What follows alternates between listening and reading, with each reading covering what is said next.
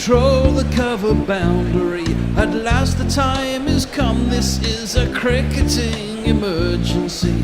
Hear this call to arms for every cricket revolutionary. Take up your bats and stumps for the test match insurgency. At first they tried to silence us, but we would not be silenced. They threatened us with lies, so we threatened them with violence. Che Guevara, Sangakkara, Joseph Stalin, Douglas Jardine, Robespierre, Darrell Hare, Vladimir Lenin, O'Brien Kevin, guerrilla cricket. It's not about the winning, it's about how many rules you break. Even in cricket commentary, this is the best advice to take. Pick guerrilla cricket, it's the finest choice you'll ever make. There's so much more to cricket than rev counters and a slice of cake. At first they tried to sanitize us and clean up our act, but people like it filthy, and we know that for a fact. Fidel Castro, Lenny Pascoe, Carlos the Jackal, Umar Akmal, Mahatma Gandhi, Grant and Andy, Brendan Behan, Austin Ian, guerrilla cricket.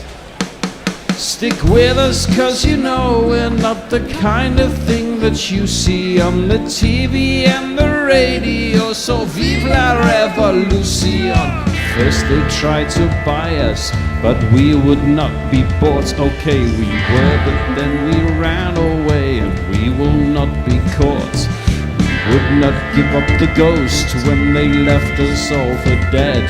They decapitated us, but we just grew another head. Chairman Mao, Jamie Howe, Ho Chi Minh, Asif Din, Václav Havel, Graham Saville, No Surrender, Percy Fender, Che Guevara, Sangakkara, Joseph Stalin, Douglas Jardine, Robespierre, Darrell Hare, Vladimir Lenin, O'Brien Kevin, guerrilla cricket. Good morning, good morning. Welcome to Guerrilla Cricket. Welcome to the beautiful Galle. And day 3 of this test between Sri Lanka and England. England are 320 for 4 in reply to Sri Lanka's disappointing 135. There's some big questions today. Will Joe Root go on to make a double ton? Will England build an unassailable advantage, something they already possibly have? Will Sri Lanka be able to contain the twin threats of Root and Butler? Will Mickey Arthur Shorts be able to contain the twin threats that lurk within? And will Annie Chave be wearing her pyjamas? Annie, good morning. Good morning, good morning. I've got my Somerset pyjamas on. Oh Lord. Well, you were supposed to be part of a Somerset pairing ganging up on me to kick us off, but your other half let you down. Yeah, no, where is he? Well, I don't know. That's going to have to be your answer. However, he told me not to stand him up. However, as one door closes, the other door of opportunity does open, and I can see Messi Jez is in the ionic hallways of the Abbey in York, although really in Perth. Hello, Messrs. Welcome. Good to come in. I'll be leaving you as Grubby arrives out of his slumber. You are our concussion stroke. He's still asleep, probably with a hangover substitute, are you? Something what like time that. is it there, Messi? It's 10 past midday, and it's 28.5 degrees. It's a beautiful day for cricket, really. And well, let's talk about the weather for a very quick moment. Apparently, it is overcast in Galle, but it not not fulfilling our worst fears. So far, the rain has stayed away, and we do look set for some cricket. So, on a serious note, let's probably think about those questions for a moment. Annie, where's your money? Joe Root, big ton, convert it to a really big one. Not that he hasn't already. What do you reckon? Looks so impressive at the moment, doesn't he? I can't see him not going on. I was talking about this yesterday and thinking that his back's obviously better. He's really sweeping well, isn't he? And able to get down and look comfortable. So yeah, I think he will. Mm-hmm. And Messrs, how are you feeling about Sri Lanka? I have to be honest, I'm a little bit sad. I saw an interview with Kumar Sangakkara, and he looked really rather sad and downbeat, I thought. I mean, he probably couldn't quite hide his disappointment at just how poor they had been. Do you think there's a route back in some way? No, I think there's absolutely no chance. I think the most exciting thing in Sri Lanka at the moment is Mickey Arthur's shorts. No, that's not exciting. Well, unpredictable, possibly. The only question mark that arises for me is whether this pitch may do some weird things. The first over yesterday, it seemed to be turning very, very sharply, but in fact, it turned out although it was turning, the bounce was very slow, and it's just possible that with a little bit of rain on it yesterday, it might be doing some weird things. But if not, then I can't see Joe Root getting anything under the 250 if he wants it. Ooh, well, those are very famous last words. But Hopefully not last words. The players are out there, so both Root and I still call him Somerset's finest, and it sticks in my throat to go from Lancashire, Joss Butler, but it is Somerset's finest. Joss Butler's works good for me. Yeah, 168. Remember, it's 168 not out for Jingles. Joe Root. Let's jingle up our key participants. His voice is high-pitched and ginger hair like a pict, but massive runs he has hit, so there's that. Introduce yourself. Joe Root. Introduce yourself. Joe Root. Introduce yourself. Joe Root, actually. Prior ain't no loss, 'cause we found someone subtler. Okay, he can't spell Joss, but he also can't spell Butler. Joss Butler. Just because he is Joss Butler. One S and two T's, Joss Butler. It's going to be a Sitha Fernando to set us off. Full on-off stump and solidly met and steered to mid-off by Everybody's a seaman, and that includes a Sitha. And everybody's in cricket, it doesn't matter who you are. There are stars in every city, in every house and on every street. And if you listen to Guerrilla Cricket, their jingles are rarely complete. Well, that's very nice. I've heard that one before, as this one is also met solidly by Joe Root off the bowling of the right-armed Sitha Fernando. He did led the bowling charts in the Under-19 World Cup for Sri Lanka in 2016, although I think this is only his second test. Made his debut at the Wanderers, took 2 for 61 on that occasion, but of course South Africa absolutely tonked for Sri Lanka that by 10 wickets. But he did get rid of Markram, which is a decent wicket, and probably Maharaj less so, although he can bat a bit. Fernando in again, with a barrelling run, 2 slips in place, a little bit of in-swing there, but Root just leans into it, guides it away through cover, and it's the first boundary of the morning. It's Nissan She. It's Nissan She. Ice. A lot to admire there, Messrs, in that shot. Indeed, and no demons in the pitch apparent at this stage. I just need to check with you, Tony Singers. I haven't seen the roster. Am I on tweets or is Annie? I am. You are doing whatever Grubby would do, so we would like you to summarise and be occasionally slightly rude. And do good impressions. as well. Do good impressions. Yep. No, I don't have Grubby's ability in relation to impressions. I got to tell you, and it cause groans. Well, you have one big advantage over Grubby, as Fernando is in. As this one What is is forward. it? You're here. And we'll take what we can get. This was I pushed think away you're quite good at Australian. to the Messi. offside.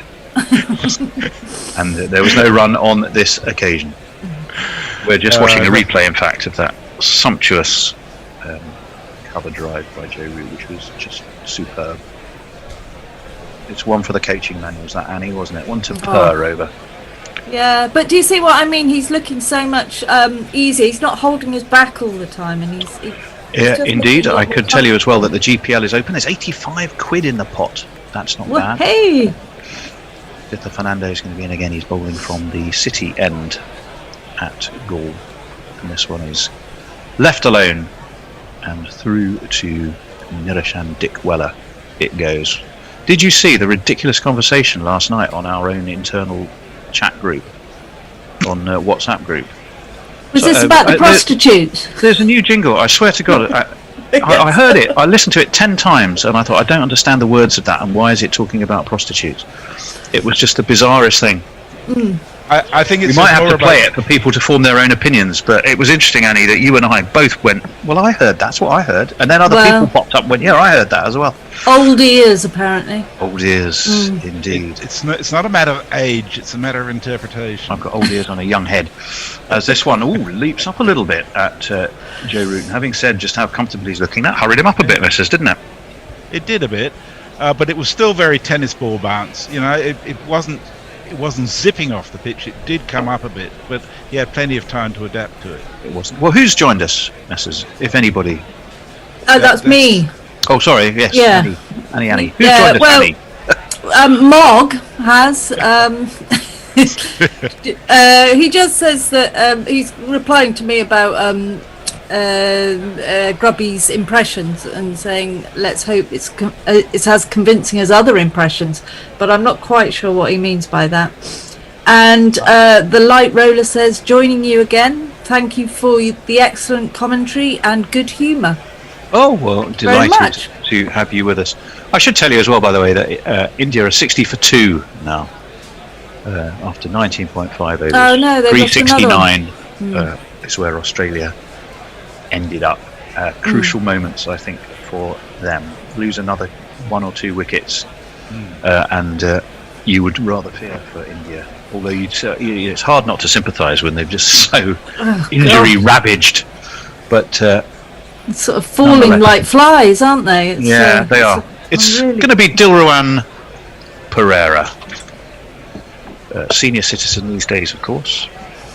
Nearly not quite as old as Annie's ears or my ears, but his ears are best part of 38, or they are 38. 3 men around the bat, whipped off his toes by Butler. Misfield at mid-wicket. The old adage, never run on a misfield. And certainly not on only the second over of the morning in a test match. That's one of the shittiest adages I've ever come across, to be honest. Well, yeah, this is true. Oh, and that one was a terrific, shout. It was one that whipped away from the outside edge of Josh Butler's bat, and he didn't look comfortable to me there, Messers, at all. Well, I mean, they're talking about a DRS timer, so does that mean that I think it took the pad, but it definitely was broke from towards the offside. But this one is swept, or reverse swept, in fact, by Josh Butler, and he will pick up his first boundary of the morning. 1, 2, 3, 4.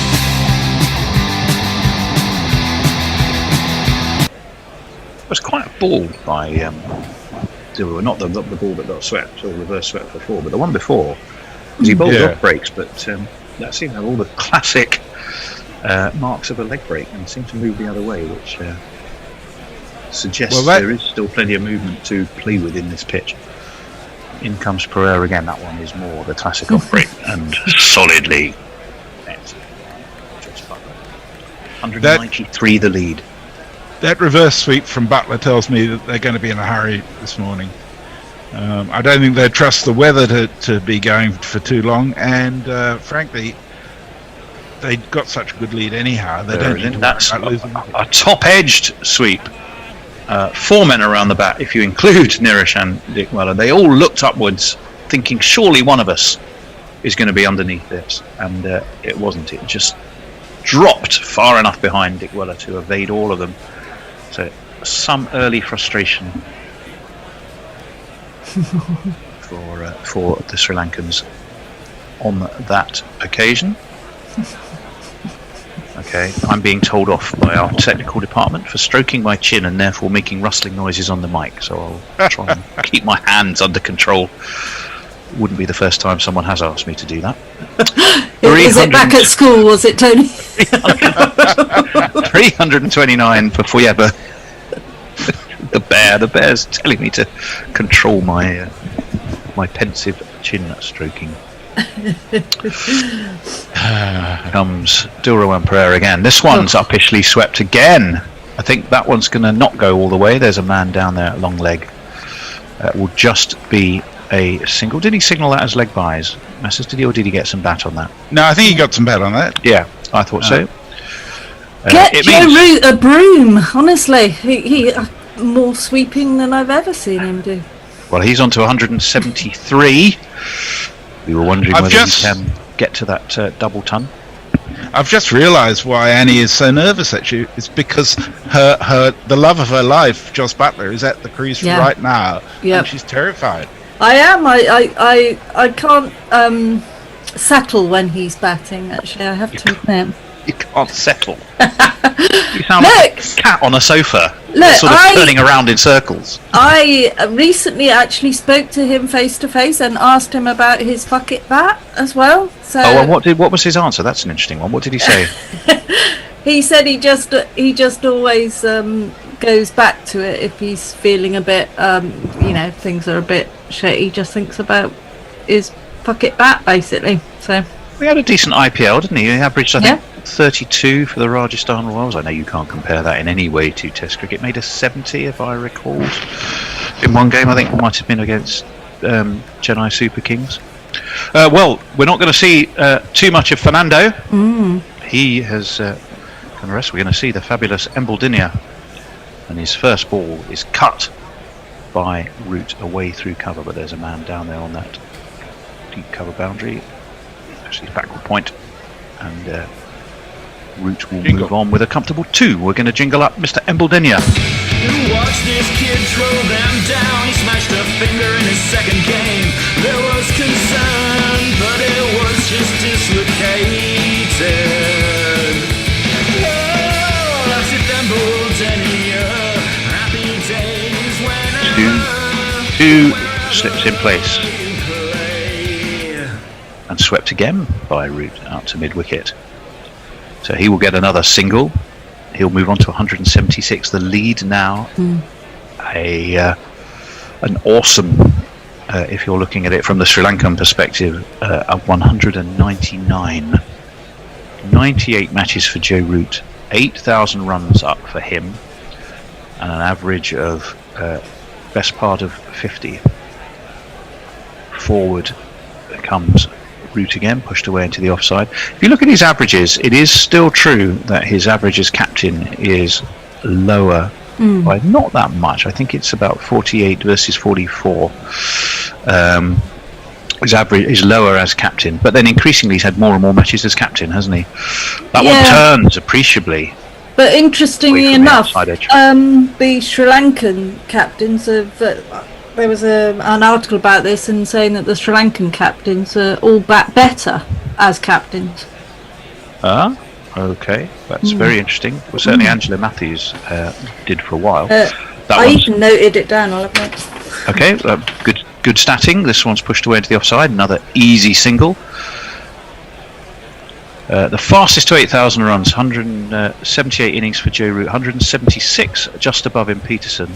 So Root second in that England list. Alistair Cook got there in 181 innings, and Graham Gooch got there in 189. There's quite a consistency there. Root's average at this moment is actually 49.08, so he's broken the 49 barrier. Well, As long as he's not out. Apparently it was 52.80 before he was captain. Oh, yep. There we are. So that's eased around the corner by Josh Butler down to long leg. Another single. England making steady progress this morning, extending that lead to, we rather thought 150 might be a challenge, and you really do hope that Sri Lanka can step up and at least show a little bit more mettle in that disappointing first innings. We have a change of bowling. We will jingle up the bowling change very shortly. No, he just came around the wicket. That's what confused me. There you go. But nonetheless, it was wide of the offside. Tony's still asleep. Well, that's understandable. Yeah. Well, my other half I'd gone to the sink in the utility room. My other half had left a rubber glove over the tap, with it literally sort of, so the tap was inside the rubber glove, and I just turned the tap on and wondered why there was no water coming out, because I was still asleep until it then started bursting all over the utility room. So I had a bit of a damp and disastrous start even before I got. Should have woken you up, Tony, surely. Well, yeah, I think I'm getting there. 337 for 4. There's no doubt about England's pair here, of Butler and Root being awake. They've made an extremely efficient start and extending England into an indomitable, one would think, position. This one again is reverse swept away by Butler down to deep square leg. He will move. He's on 13. 338 for 4. Just going back to on the new ball. Just going back to the captains, Angelo Matthew, his was quite a big difference. So round the wicket. Reverse swept again. Big difference in his average than when he was captain and when he wasn't, and Jaya Wardener as well, 59.11 before as captain, and then 12.5 runs less when he wasn't. It's Dilrowan Pereira, who makes Joe Root hurry up a little bit there. He sort of leapt up onto his toes to push that away into the onside from outside of his off stump. 178, 269 balls. Study in concentration is Joe Root. We have a slip, we have a forward short leg, and that one turns back into it. There's a big old shout from Dilrowan Pereira. But not from Dick Weller. Interesting. Well, and if, let's face it, disappointing. If Nilashan Dick Weller decides it's not worth an appeal, the fact is the ball's probably in Colombo rather than rather than Galle. I think it might have been a hint of inside edge. It's quite high as well. And it was high. That one's outside of leg stump, steered into the onside. There will be no run. 53 miles an hour from the 38-year-old Dilrowan Pereira. Now, in 2014, he made his Test debut, and this one is played down into the ground. And there is again no run. Are we on hot mic this morning, Messrs? We should be. We are on hot mic. I'm just opening it because I gather there's a message there. I seem to have lost hot mic. I don't know quite what happened. So Adam Kisek joins us, says, "Good morning, Gorillas. Greetings from Prague after a long night. Love your commentary and dedication, which I have to tell you more often." Thank you, Adam. Oh, that's very how kind. And Kez says, "Hi all from chilly Florida. Thanks for all you do." That's beautiful stuff. Yeah, I've got quite a lot on Twitter as well, so I'll go through a few of those if that's okay. Please do. The lovely Martin Lawrence joins us. He says, "Hello, Tony, my favourite Annie, and Jez and the rest of the team. Enjoy the day. How long do you think before England declare?" It's a good question. Be a while. Punctuation there might be important. Are you just the favourite of any Annies he knows, or is he your favourite, Annie? As this one is away into the offside, and there will be runs for Josh Butler. I think he should just take the single. As a Twitter follower, Sorry, as a Twitter follower, I can tell you the love between Annie and Martin is very strong. Yeah. Oh yeah. No, But I might just be speak his in jest. favourite Annie. In fact, poor old. Oh, we're looking at. Well, I think this was yesterday when Kusal Mendis wore one full on, weren't we? Oh. He really took a big old thump. You know, it's not your test. Didn't he get? Isn't it an Audi? Poor old Kusal Mendis. 4 dots, Indeed. four circles in a row. This one, slow turn again from Ambledinian, gave Root plenty of time to wait for it and slap it away into the onside. He'll take 2, 180 for him, 20 short now. Yeah, he's that just looking landmark. so on song, isn't he? He's heading for that 200 pretty fast. Well, yeah, he's, as Messi says, looking to get on with things this morning. And although Embledinier, who's coming around the wicket, is in, this one's a fuller ball, and Root plays that with due care and attention into the offside. I like the way you say Embledenia. I was stayed up. I was awake all night worrying about. You stayed up all night pronouncing- worrying I about stayed Embledenia. up- Well, here he comes, and that's full. A little bit of loop, a little bit of air, and Root again pays it full respect with a solid defensive shot. 341. Who was it who was struggling with it? Yes, oh, David Brooke. Poor old David. He just couldn't wrap his tongue around Embledenia yesterday. Oh, well, he kept that is- asking me to say it for it. Was forward again. Comes Joe Root. Way to cover, no run. That leads 206. There's still 6 wickets in hand, and you've got a pretty powerful pair at the crease. Things are looking a little bit So grisly, when- I'm afraid, for the Sri Lankans. When do you think they will declare then, Tony? Hey. Oh, well, that's a really good question. We'll come on to that maybe at the end of the over. This one is swept down to long leg by Joe Root. I suspect they will just take a single. In fact, he didn't really get hold of it. A little bit top edgy. And it will keep him the strike, and it's the end of the over. So we'll A, worry about some social media, and B, worry about that declaration. What is more worrying is that the ground staff are ominously poised. And Doesn't I look fear- like they're worrying about rain necessarily. Oh no, they seem to be throwing on.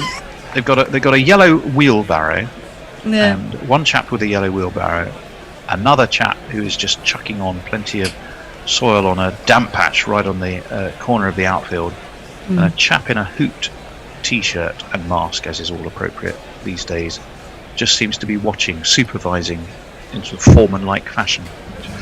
We have a tweet from Fraser Middleton saying, "Do you see England batting beyond lunch? I envisage an hour of Test cricket batting morphing into ODI before a T10 thrash to end the session. Any thoughts?" So, Spot on, I reckon. yeah, It is spot not on. wrong. England need to be more worried perhaps about the time taken out of the game by the weather than the actual losing of time. And remember, we've got Yeah. pretty much 3 full days.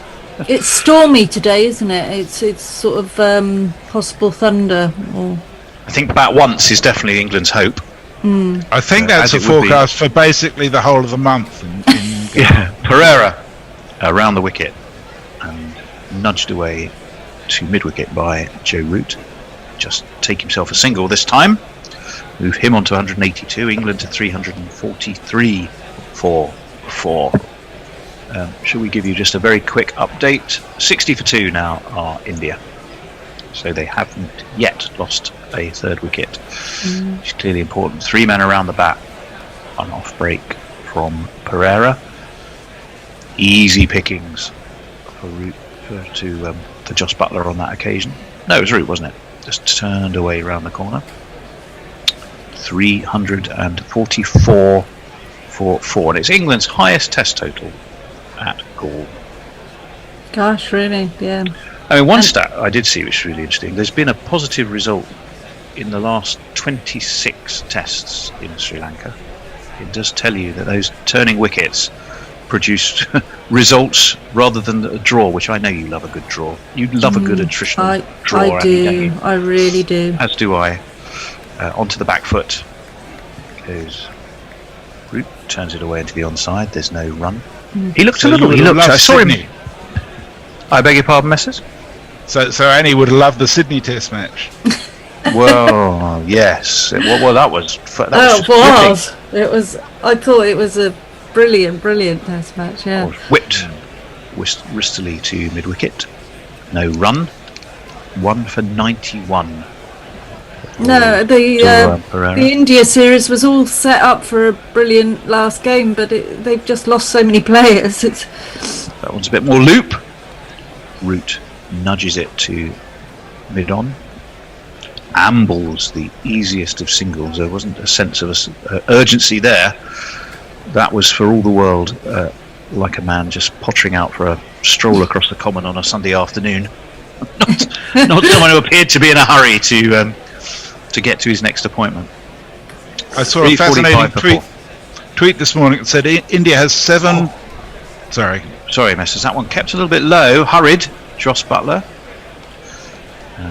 But he will also get himself an easy single with an equally relaxed stroll up the wicket as he meets and nods to his partner Joe Root halfway down, coming the other way.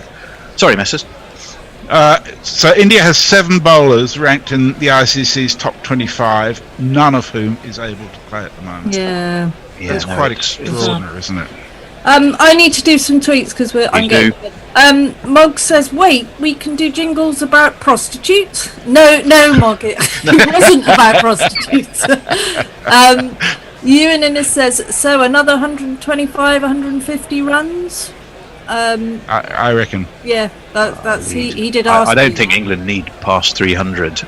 350 might be their insurance number. When Red hits 200, he'll take off. Anna Forsyth says, "Hello, gorillas." Hello, Anna. I'm taking a break from packing. I'm moving tomorrow to eat and listen to you lot. Butler and Root batting together are heart eyes emoji. Absolutely. And Jason Hiscock says, "Salutations, fellow gorillas. Annie must be in heaven with Joss at the crease." Indeed, this one is Embledenia comes around the wicket, punched by Butler, but straight to point. No run, 346 for 4. We do seem to see some action around the edges. They are looking like they're preparing those covers. They are, aren't they? What an annoying and depressing thought. But it does explain why England want to get on with things. Butler stretches forward, a bit of an outside edge, pops up, but he's not going to reach the man at Galle. He's quite round arm, isn't he, some of his deliveries, old Embledenia. I don't know why people find that difficult to say. It's very strange. It's like so many things. If you get it wrong the first time, it's almost impossible to correct. And Root brings out the reverse sweep again. It's away down to Butler. Butler, was it? I beg his pardon. Well, he's moved into the 20s. Always a better number for a batsman. 2 + 2 is a remember. How could I confuse How could you? gimlet-eyed Adonis that is Joss Butler with Joe Root? Does that bring up the ton, unfortunately, for Embledenia as well? I think it does. Yeah. Oh, and Butler now does look like he wants to get on with things. This one was dragged down a bit by Embledenia. Butler hauls him away over long on, 1 bounce and 4 runs. It's actually Pereira who's on the crossing a boundary. I sometimes wonder what you see, Tony. Well, I'm seeing your feed, Bear. It pitched, nearly made it to the boundary, actually. It just pitched a couple of bounces short. ground. Probably in that patch of sand they threw onto the... Yeah, it could be. It's just like dropped it into the bunker. He lofted it into the bunker, did Joss. He opened his shoulders, didn't he? He gave it the full heave-ho. And the partnership 50. The 50th partnership is up.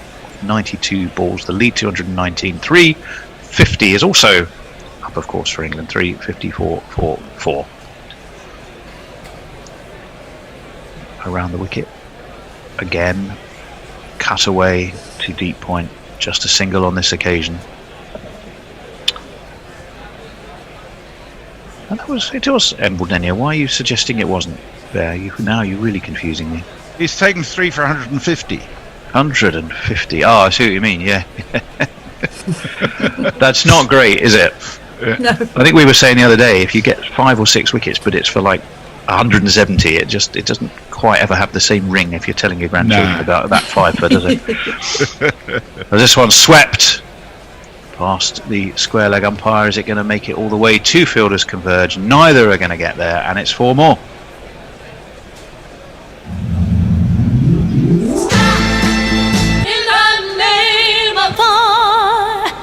He's another product of the nondescript club from where so many Sri Lankan players come, and that, I'm afraid, was a rather nondescript piece of bowling, and it cost him 4 runs. Dan Newman says, thank you, Guerrilla Cricket. Tuning in from Costa Rica, no sleep till rain. Well, hopefully you won't be asleep soon then. Mog, Guerrilla Cricket, I can confirm that I did not ask Tony to control his hands last time I saw him. I'm not asking. Guerrilla Cricket, Messi Jers knows me well. Annie is one of my favourite people. Not favourite Annies, you see.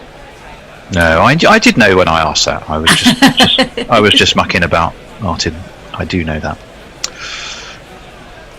Butler on strike. Out comes that reverse sweep. Away it goes down to what would have been points. Has turned it into square leg. It gets himself a single. Brings Joe Root back onto strike. Butler on 27, motoring along quite nicely. When Butler's on song, he plays that reverse sweep as easily as anybody in cricket, I think. Oh, just, yeah. Absolute class. Indeed. We'll never get an objective word about him from Annie. Joe Root onto strike. That pops up a little bit. The man at forward short looked like he might be interested, but it was well away from him and down to short fine leg. They don't take a run on this occasion. So Root, I won't discuss. Sorry. That's right. So Root stays on 187. Oh, down the track comes Root. A couple of skips, and it's just a way though to cover. He's looking lively, isn't he? He's looking perky. There's a little bit of the old Joe Root in the sort of the more carefree. I do think he's feeling fitter. I really do. Fitter. Yeah. Yeah, maybe a rest. Very clear no to Josh Butler on that occasion. That one, I think they will take a run. It's whipped quite wristily away, but straight to mid wicket. But they will get a single. This session we've had 40 runs in just over 7.5 overs. So England are moving on with things very nicely indeed. I was going to say, for the sake of guerrilla harmony, I'm not going to mention Joss's keeping. No, although, you know, I very much agree that Ben Folkes is our best keeper, but I wouldn't say the Bairstow was better than... 3 men around the bat for Dilruwan Pereira, and this one is dropped down to his toes by Butler, who looked at a moment's concern. We're stepping back into the sea, in fact, so presumably we're riding on the drone camera-wise. It does look a bit cloudy, doesn't it? It looks very cloudy and murky indeed. Oh, Grubby's here. Pulled away by Butler down to long leg. Another single for him. He'll keep the strike. England will move on to 362 for 4. So when Grubby's here. So no. You stay for 5 more minutes because it starts ending your session. I think Grubby probably thought, he looked at the schedule and he went, I can either come on and summarise when Tony and Annie will do all the talking anyway, or I can have an extra half hour in bed and just come on and do my ball by ball. And I guarantee when he appears he will completely deny that, but I think we all know the truth. Oh, but it's been lovely seeing messages. So. Oh, it's been fun being here first thing in the morning. Even if Grubby did stand me up. Ravi Nair says, well, the much anticipated Annie Chave makes an appearance. Does she do tricks with string? Will she magically disappear Mickey's balls? Talking of which, he comes on screen. There he is. He's got his arms folded. He's looking a bit grumpy, and noticeably he's got a fan, clearly directing some cooling air towards wherever might need it. Oh, Jeff's done a tweet saying Tony can pronounce Embledonia. Is that right? But has a hard time saying butler. Oh. Do I? I didn't know I had a hard Yes, time saying because you butler. keep calling him Root. Oh, I see. Well, I can tell you it is Joss Butler who is facing Asita Fernando. And Butler leans forward and angles the bat, but it's straight to Galle, and there will be no run to 27 that lead. Now we need to jingle up the change of bowling again. At that very point, the bear deserts his post and disappears off either to the woods or the kitchen, we don't know which. Oh, Ravi Nair says a very happy birthday to Evil Scooters. Whose handle is actually Angelic Scooters these days. Happy birthday, Scott in Canberra. No Grubby here. That's I'm from really Grubby, though. Yeah, I know. Well, that's really confusing. Let's not worry about it. We will have a change very soon in the next 3 minutes, so it may be at the end of this over, I think. 362 for 4. He was left alone outside of the off stump. The lead to 27. 42 runs in this session. It's been very productive indeed for England. And they don't look in any trouble whatsoever, do they? One hesitates to say that. Oh, Because no, inevitably what normally happens is, oh look, there's a wicket, but yeah, but I don't think even in that would matter, apart from, of course, if it's Root and he doesn't get his double 100. Oh, Mickey! no, he's clearly had his lessons in Victorian deportment, and he has his legs firmly crossed as Mickey Arthur. Forward comes Joss Butler. That's He's pushed still inside, showing but there's those no run. thighs. He needs longer shorts. Or shorter thighs. The most anticipated shot of the morning has been the shot of his leg. Well, I'm sure the cameraman is poised to just in case there is a break for freedom by anything, hopefully to turn away rather than turn towards the offending articles. I honestly think the thighs are enough. Marvellous. So we've now got your antics in a hot tub with who was it you were in a hot tub with? Phil Simmons. I think you're building a composite cricketer. You've got Joss Butler's eyes, Mickey Arthur's thighs. I wonder who else you're going to put in your composite cricketers. This one is met solidly by Joss Butler. I really wouldn't want Mickey Arthur's thighs in my composite cricketer. Can I just say that? Betty Davis eyes, Mickey Arthur's thighs. Any It's like the ultimate Frankenstein's monster, wouldn't it? Can you imagine? 362 for 4. 28 is Somerset's latterly of Lancashire, but we hardly dare mention that. No. Josh Butler, 188 for Joe Wood, 3 for 155 for Ambudinia, but it's Asita Fernando who's bowling. And this is away into the offside. Be another easy single. I mean, if he walked it any slower, it would be tea time. But there we go, 363 for 4. 228 the lead. We are a little concerned about the very low and ominous looking cloud. Not crowd, because there isn't one. Isn't it beautiful goal? Oh, it is. Yeah, how so sad when you look at that wonderful fort. 18 was it? How long's it been there? 16th century. 16th century. Stunning. That Dutch fort. The ground's been there since 1860s, I think. 1876. It was a racecourse. Forward comes Root this time. Dabs it away down to third man. Get him another single. He'll move on to 189. It's the end of that Fernando over. It will be a change in the commentary box. And Grubby, the late Grubby Howarth, is in time for his ball by ball, having missed his summarising. And he will be on with the extraordinary Al Hodge and the first time vocally this morning, the Bear. Bye-bye. Good morning. So, bye-bye. See you later, Messi. Morning, Grubby. Has it started yet? What happened to you then? Alarm not go off. Get out of shot, Tone. It's actually started. Unbelievable. Did the clocks go back or something? No, they did not, Grubby. Well, Nice of you to get dressed for the occasion as well, Grubbs. The mystery of top. Well, I thought I would put a dressing gown on, and with due apologies particularly to the bear, who sent me a message about an hour ago saying, "Where the bloody hell are you?" But I'm here now, and also to Annie, who I told not to stand me up, only to stand her up. There we go. Lovely to see you, Al. How are you? I am full of the joys of spring, mate. It's good to be here. Isn't it just?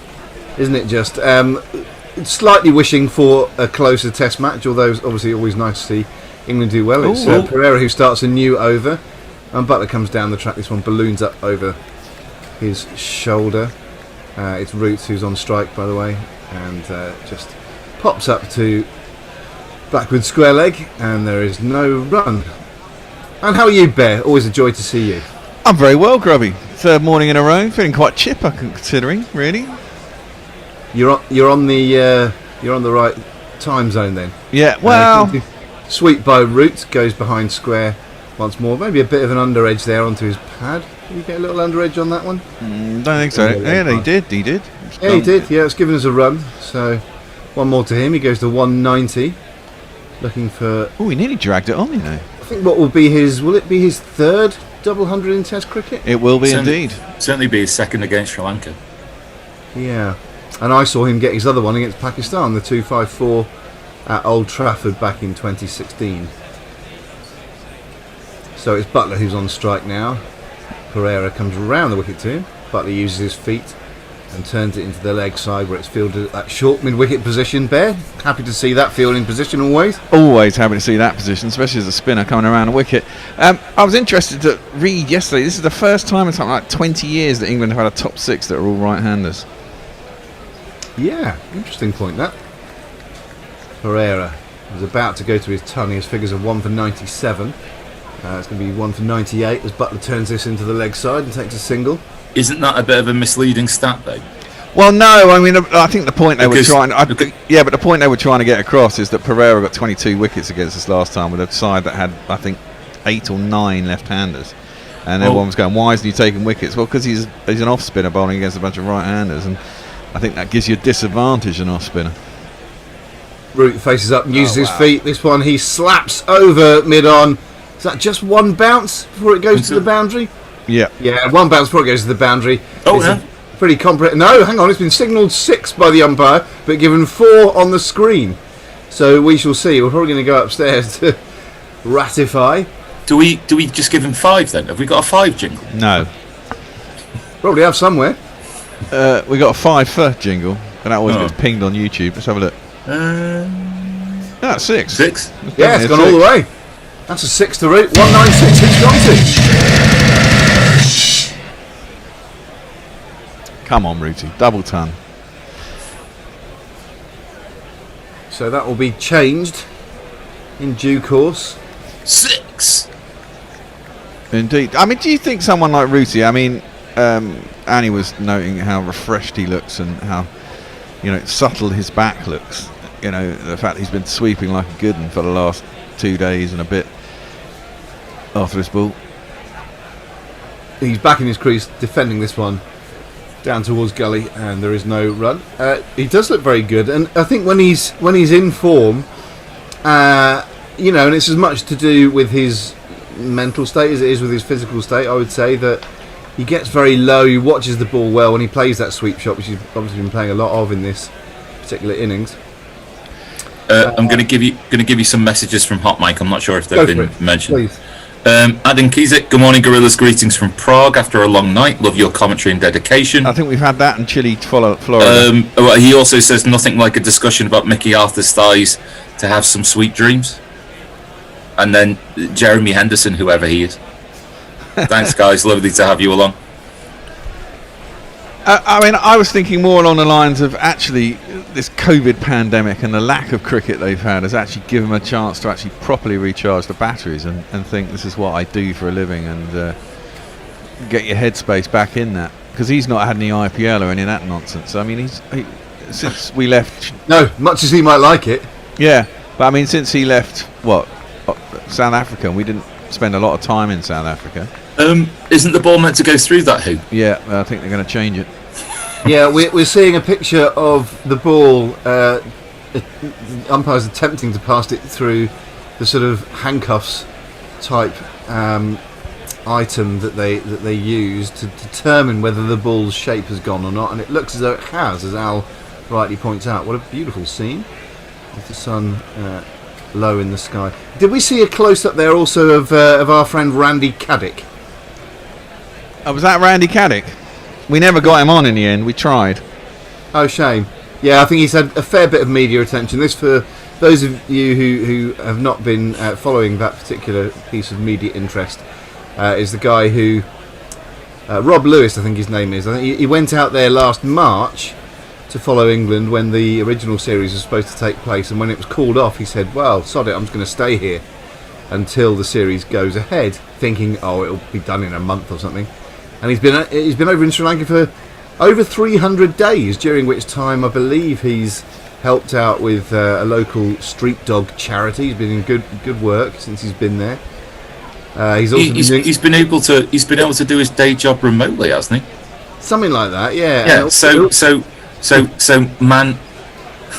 So basically, the story is, I decided to stay here while I could carry on doing my day job. It doesn't sound quite the sacrificial story that it sounded like to begin with, to be honest.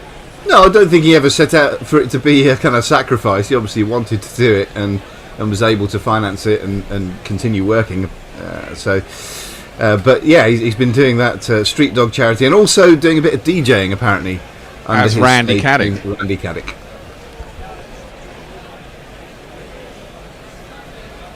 How many do you reckon we want? 350 lead? We could declare now. We could declare now. But you're not going to declare just a lead of 2-3-7. Oh, I think. Yeah, let's keep the game interesting. Fernando starts a new over. That beats the back, takes the edge of Butler. He is caught behind by Dick Weller. It's a much needed wicket for Sri Lanka. Butler goes for 30. And England are 372 for 5. And Mickey Arthur's balls breathe a sigh of relief.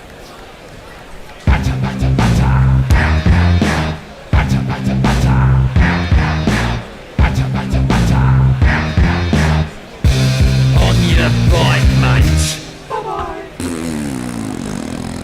Just played down the wrong line, hasn't it? Yeah. The ball hasn't swung. Ball hasn't moved off the seam. He's basically either the bat's turned slightly in his hand or he's just played down the wrong line. Oh, I think a bit of credit to the bowler there, Al. It pitched, or he was sort of angled in slightly towards off stump.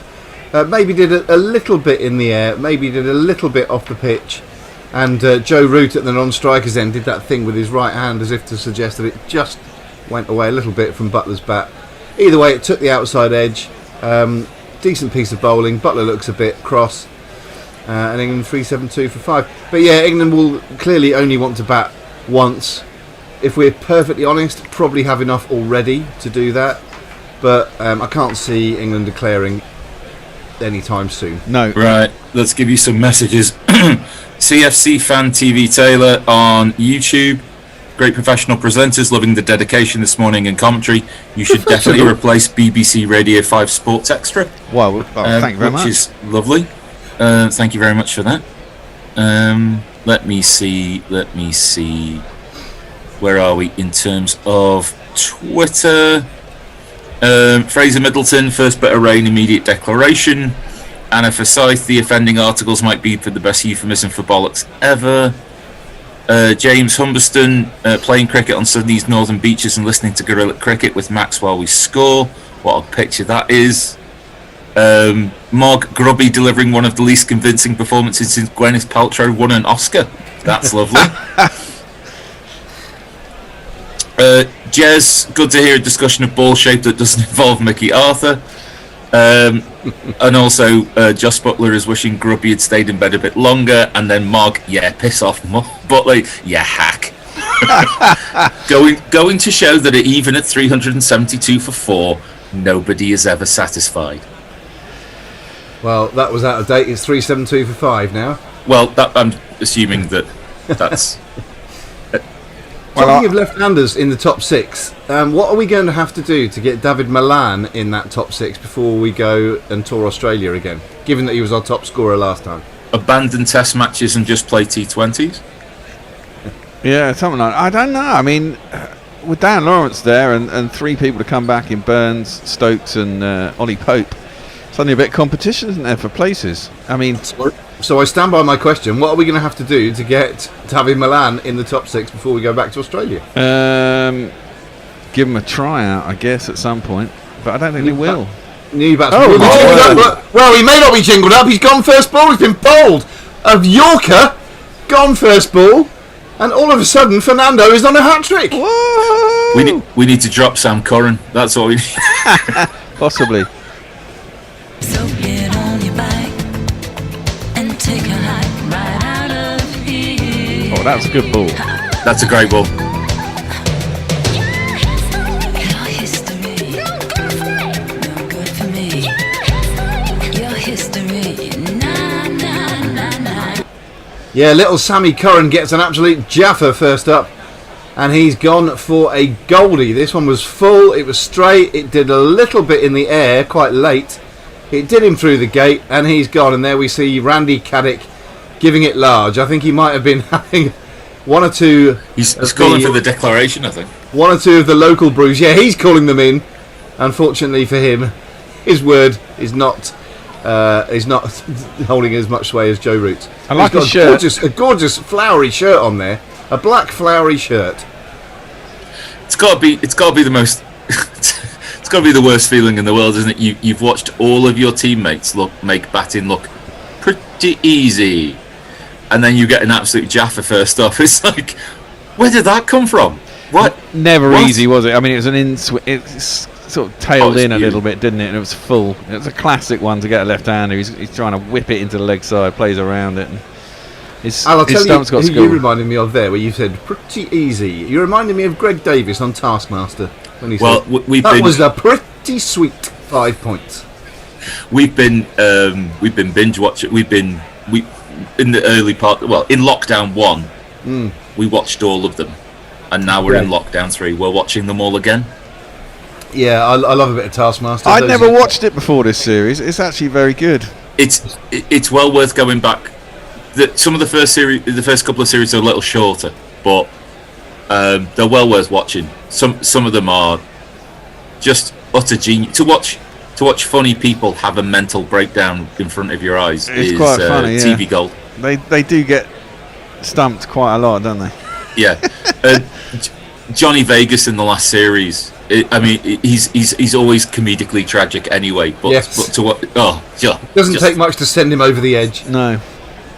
Those of you who haven't watched Taskmaster, it involves 5 comedians and other well-known people coming on the show and being set various challenges by the 6'8" Greg Davis and his assistant, little Alex Horn.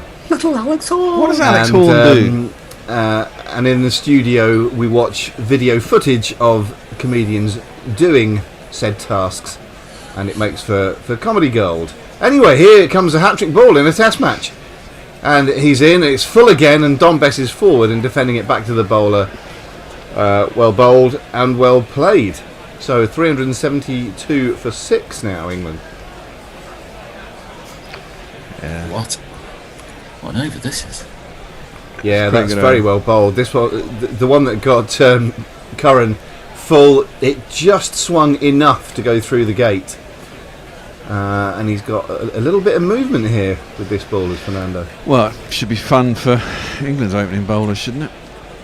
I mean, they didn't fancy Wood in the first innings, really. I mean, he was bowling at 91 to 95 miles an hour, and they Matthews in particular wasn't fancying that at all, and who can blame him? This is allowed to pass through by Don Bess, just outside the off stump. He'll want to bowl full and straight, as he's been doing with great success in this over. Fernando wants to keep making the batsman play. He's just found some very good rhythm, some good late movement, and it's much needed by his team, who are way behind in the game. And if we're perfectly honest, it's been a pretty lacklustre and pathetic performance I must say, by Sri Lanka so far in this game. What do we think, chaps? I'd have to agree with you. They look tired and out of sorts, don't they? Ooh. 3 slips and a gully in place. This one whistles past the outside edge. He did shoulder arms in the end, though, best to that one. But it went through at good pace, that one. Fernando with some renewed vigour here. 1 ball left in the over, and it remains 372 for 6th. A little bit hazy there now, not bright sunshine. Perhaps a little bit of cloud cover. And maybe that is aiding his cause just at the moment also. It was interesting that apparently England have been in country longer than the Sri Lankan team themselves.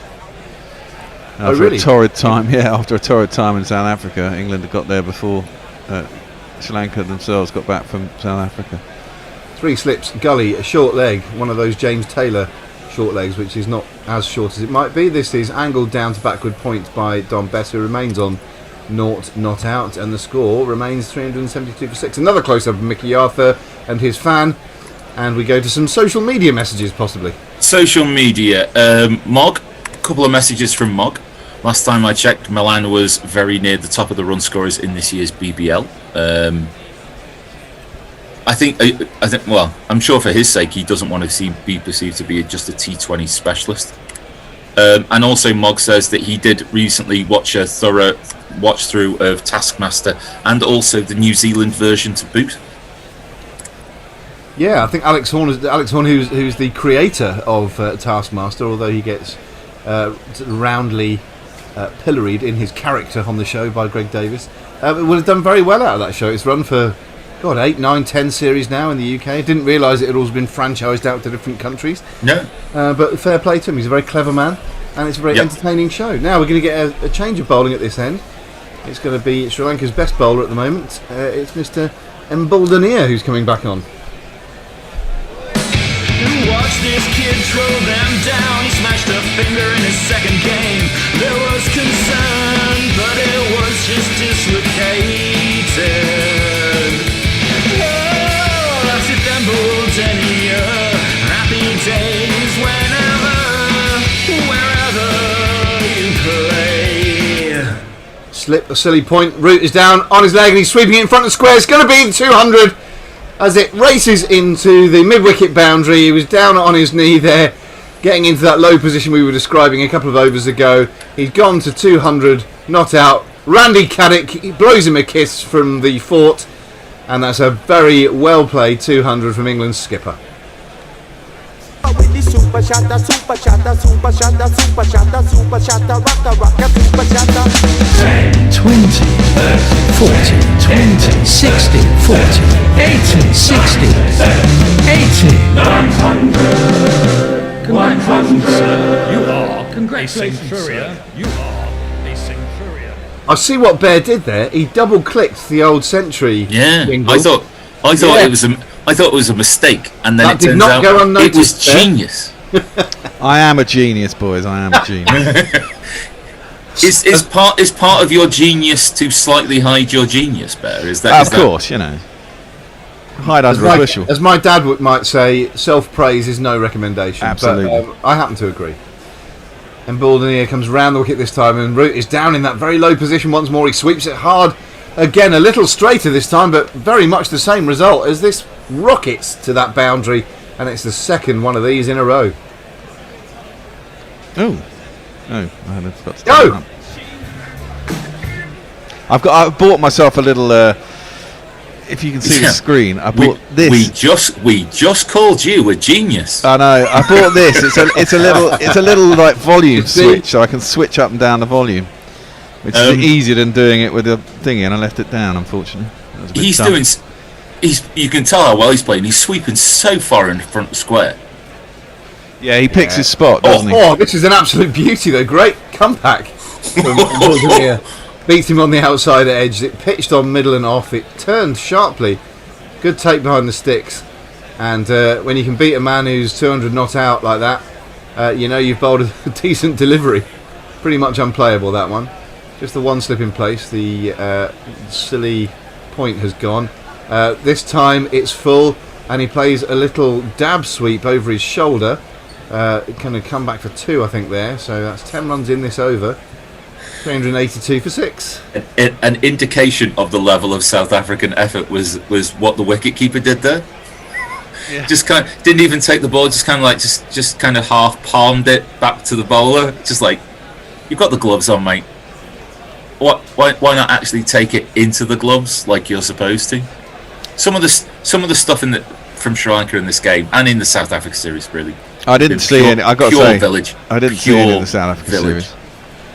Well, pretty much the whole first innings was pure village, wasn't it? This is defended to backward point by Root. He does that no gesture with his bat, holding it up to his batting partner, who is now Dominic Bess at the non-striker's end, who is yet to score. Root is 206, not out. And I don't see a declaration coming. I think England will just bat. This is a very good shout for LBW from Mbuldenir. Nah, he was well outside the off stump, mate. Do we think he was outside the off stump? If I were them, I would review that. That looks a really good shout to me. We've got 5 seconds left for them to do so, and I don't think they're going to elect to do it. Are they going off? No. No, hang on a minute. Hang on. He's going out. He's out. He's even run out. He must have been run out. Oh yeah, he was definitely. Oh yeah, run out. it's a run out. Yeah. I thought it was a very good shout for LBW. I don't know what Don Bess was thinking. Maybe the same as me, but he certainly wasn't responding to his captain's urgings for a run. It should have been Don Bess's call because it went behind square, but it looked as though Root decided there was a run there. Don Bess certainly didn't, and in the end he sort of sacrificed himself rather than have his captain, who's on 206, be unhappy, give himself up. But Yeah. poor old Don Bess has gone for a quacker. Oh dear.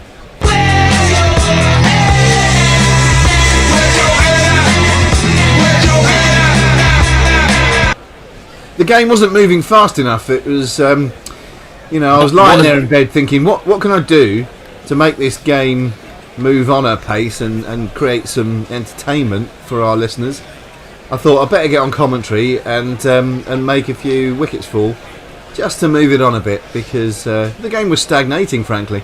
Yeah. And three wickets have gone in very quick succession. This latest one was an absolute catastrophe of a run out. I mean, it won't be catastrophic in the context of the game because England's so far ahead, but Don Bess can rightly feel a little bit peeved, I would have thought. What do you think, Al? I think once the call's gone through, I think once Roots told him yes, it's called the glove, which is why they're hence there's no idea of, there's no sense of an LBW decision. So, but could they've run out Bess? If he hadn't have got a glove on it, if it would have been out LBW, could you have reviewed the LBW decision and got them both out? No. not both. I don't think. I don't believe the you can't get a double header at that point. But poor old Dom. I mean, this is sort of schoolboy cricket 101, isn't it? The ball goes behind square. It's the non-striker's call, and I think Bess was looking at the ball and then went, "Oh, I'm supposed to call. No, there isn't one there actually." And then it was too late. So Root is on strike to Fernando, who starts a new over, and he plays this one up to mid-on, and there's no run. England's batting hero Jack Leach is now the non-striker, and England all of a sudden have lost 3 wickets for not very many. I'd have sent out Broady before I'd have sent out Leach, to be honest. Well would you? Well, just because I don't see Leach. I mean, I think now they want to be sort of hitting out a little bit, really. And Broady's more like give it a long handle, and get some quick runs on the board. I suppose there's 3 days left, but there's no need to go silly. No. Yeah, Broad is a number 11 through and through these days. This is played behind square on the leg side by Root. He's going to come through for a single, moving to 207, and the score to 383 for 7. We've had many discussions about Stuart Broad's batting. In fact, there's a dedicated Twitter handle account. Is Stuart Broad batting? Well, my friend, if you're up and around these days, wherever you are in the world, he is not. Not yet. Not yet, but he might be soon. But no, Jack Leach is a far more competent batsman than Stuart Broad is, or ever will be again. But people will be listening to you and going, but the runs he scored in the summer. Yeah, no, he did, and I don't. He's allowed to. He's I mean, still allowed to me, which is the fact that Broad got runs in the summer is the fact that even a blind squirrel finds an acorn every once in a while. Is that a well-known expression now, or is it one you just fashioned? I like it. I'm sure I've heard it before. Messi Jez can't watch Taskmaster without being reminded that the young ones aren't young anymore. Yeah, Jack Leach faces his first ball and defends one to a distance that couldn't be shorter if he tried, really, just dropping it down inside his own crease. Mog wants to know if you want a 200 jingle. Yes, man, yes. Yeah, why not? Doesn't get used very often, it has to be said, but yeah. Interesting. It's only is that right? Only the fifth score of over 200 by an England batsman in Asia. Wow, extraordinary. Ted Dexter's on that list. I think Graham Fowler's on that list. Gatting, friend of the show, Mike Gatting. Leach defends this one up to mid-on. I meant Foxy Fowler, friend of the show, rather than Mike Gatting. I was going to say, did I miss it? Did I miss an episode or something? I'm sure Tony could get Mike Gatting on. He did an interview with Mike Gatting. Well, there we are. So for Gorilla Shear. Two friends of the show on that list. Incredible. If only we get Ted Dexter on. I'm sure Dave Brooke could get Dexter on. We could probably get Root on when he's finished playing. And then is Ted Dexter still alive? That's a good question. That's a good question. And I don't know the answer. Oh, this beats Leach on the outside edge. Fernando really with his tail up at the moment. What was in his porridge? Yeah, he's had his Weetabix.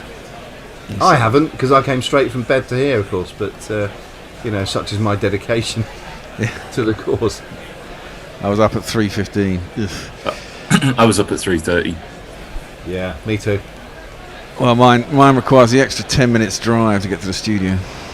Yeah, I was going to say the commute for me from downstairs to upstairs was It's very fortunate that the studio is just around the corner from the house, especially at this time of the day.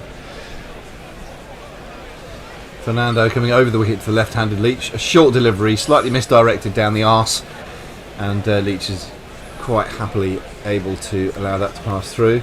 That's the end of the over. 107 have gone in the innings. It's 383 for 7. Messi Jez would like to applaud Grubby on the splendidness of his beard, saying you would fit very well into a sea shanty group singing jingles about prostitutes.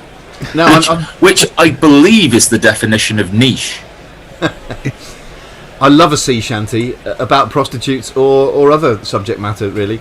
I'm sure this sea shanty thing's been going for quite a long time, but yesterday appeared to be a sort of tipping point for that particular viral thing, because about 3 or 4 of my separate WhatsApp groups appeared to cotton onto it almost simultaneously. Well, it got on the news, didn't it? There's some kid in Scotland's been doing sea shanties on TikTok for the last 9 months or something, and suddenly he's got about 2 million views or something. He's become big worldwide. I don't like a sea shanty. A sea shanty.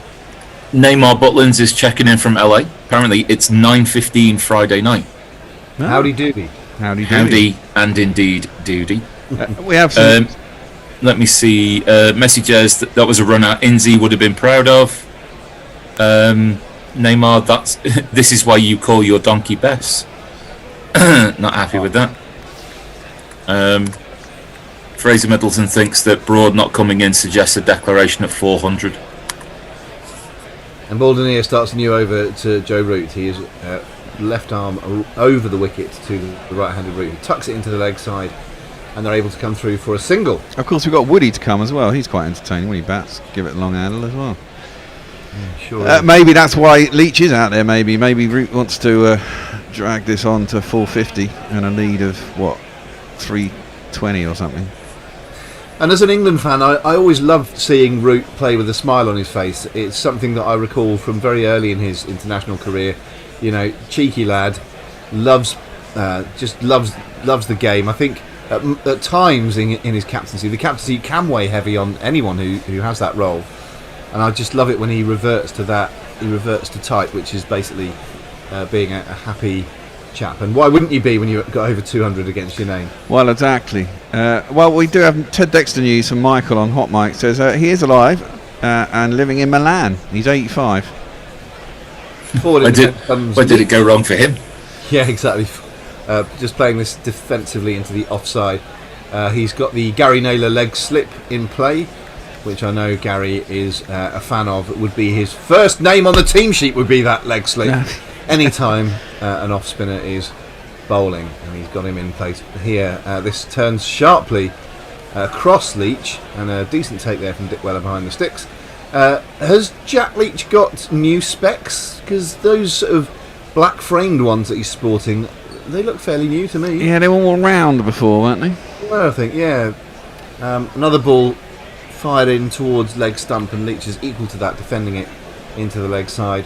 I think they're very 2021, aren't they? I mean, I need some new specs, but I'm scared of going to Specsavers and having some specky person breathing over me.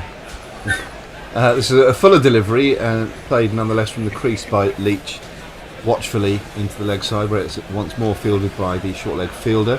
So there's that leg slip in place, a conventional slip in place, a short leg, a short mid wicket, and those are some of the short fielders. This is half a chance almost of that leg slip, just squirted off quite quickly off the inside edge, almost within grasping reach, but not quite. 384 for 7 at the end of that over. I didn't know that's what they called people who worked in Specsavers, mate. Well, specky people. I couldn't think of optometrist at the time. Oi, specky twat, come and give me a text. Exactly. Well, you know what? Since lockdown 1, it's amazing how quickly your reading vision has gone. It's like, fuck me. Yours, maybe. Well, just in the space of like 9 months, I'm suddenly having to put, the classic nose glasses move down to the end of the nose so I can read things and holding things. The bit that worries me. My job involves like projecting PowerPoint slides onto a wall. So my eyes didn't deteriorate too much while I was doing that for the first 5 years of doing that. But now I'm kind of like on a laptop 8 hours a day, 5 days a week, and then doing this on the side. I'm a bit worried about my eyesight going a little bit. Yeah, mine. Messi Jez says Dexter was born in Milan, so maybe he's just returned home. Yeah. And Mayank, India versus Australia in a rain delay, tuning in for the first time, and honestly, this Sri Lanka side looks very village to me. Yeah, I think again they're a side in a little bit of transition. A lot of injuries too. Yeah. No, it obviously doesn't help when your captain goes on the sick, like on the morning of the Test match. Danajaya De Silva's a big miss as well. Gunnar Thanaika. But yeah, exactly. But the chaps on the field have not helped themselves. That batting performance was one of the worst I can recall. Some of those dismissals. Yeah. There was mindless, brainless. There was a run out in the hop as well. Just. There was a couple of things that you wouldn't necessarily get replicated in the same innings. So the catch off the boot, the flick onto the stumps, you wouldn't necessarily get those in the same innings again. But for two of your side to get out trying to reverse sweep spinners is pretty unexcusable. Yeah, especially when you were 2 down and only 30 runs on the board and it was the second ball you faced. I'm going to give you some messages off YouTube because George McPherson, Damon Lewis is listening to us in Dublin whilst cycling 10 miles to work. Damon Lewis or Damien Lewis? I was going to say the Damien though. Which CFC fan TV Taylor says 10 miles for work. George McPherson says hopefully these last few batsmen can put a few runs together, get England over the 400 run mark. I think Broad needs to come in next ahead of Wood. Mike Pollard says Tex Dexter is alive at 85. He answers that. And Daniel Watson says good afternoon from Sydney. What's going on in Sydney? Good night. Is it rain? Match delayed by rain. Yeah, 6-2 for 2. India. And that's it on YouTube. Let's see if we've got anything else. Martin Lawrence, rain and thunder in Brisbane. Messi Jez, your eyesight deterioration isn't from lockdown, Bear. Your eyes are just old. Yeah, well, they are old. But this is the thing about getting old. I think, you know. Mark says, if It's it not makes pleasant. you feel any better, my eyesight has been shite since birth. And I've been and short-sighted. Messi has sent us a picture from the commentary box in Brisbane, and to coin a phrase, looks like it's lashing it down. Yeah, well, that's why my brother lives there. I guess it's kind of tropical rain when it comes down. Fernando starts a new over to Root, who is forward in defence, pushing it into the offside and telling his partner no. Interesting slip formation here. They're sort of quite wide apart, so you've got one at 1.5, one at sort of 2.5, and a gully. Trying to cover all bases there with not many fielders, trying to prevent the runs as well by having fielders elsewhere. And you can understand that, being 249 behind on first innings at the moment. I think we're due a change at the end of this over. Annie's supposed to come back and join us. I think so. I think it's you on ball by ball, isn't it, Ben? It is. I'm taking over ball by ball at the end of this over. This is driven by Root. A bit of poor fielding in the covers there, which is going to allow him to come through for a couple, I believe. He moves on to 210 and the score to 386 for 7. Fernando looks slightly cross, but he's feeling a bit more chipper about life with those couple of wickets to his name. That was a change in ball. No, I think they were showing the maybe the wicket. They're trying to say that the wickets in some way are linked to the replacement of the ball. Well, yeah, I mean, it's got to say that ball that they seem to pick out of there looked quite a nice little cherry compared to what they had on the pitch.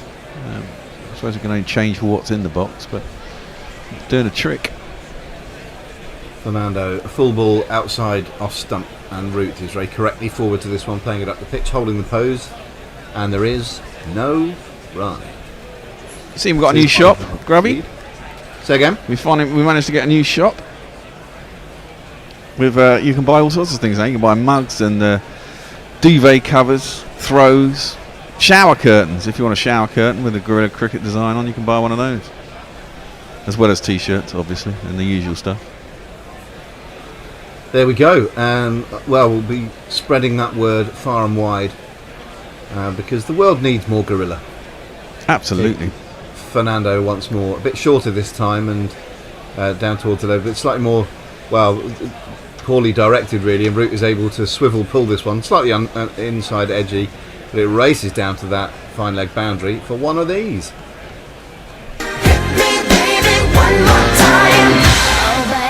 Yeah, just helped that round the corner, didn't he? Nearly hit the egret on the boundary. It was a bit slow to get going. Big wings, long legs. The egret, did you say? There's an egret? Yeah. What are you calling me? You bloody egret. Let me tell you. Root. 214 to his name. Top button, is that still done up his top button? Looks right, very nice. This is dabbed into the offside in the full ball.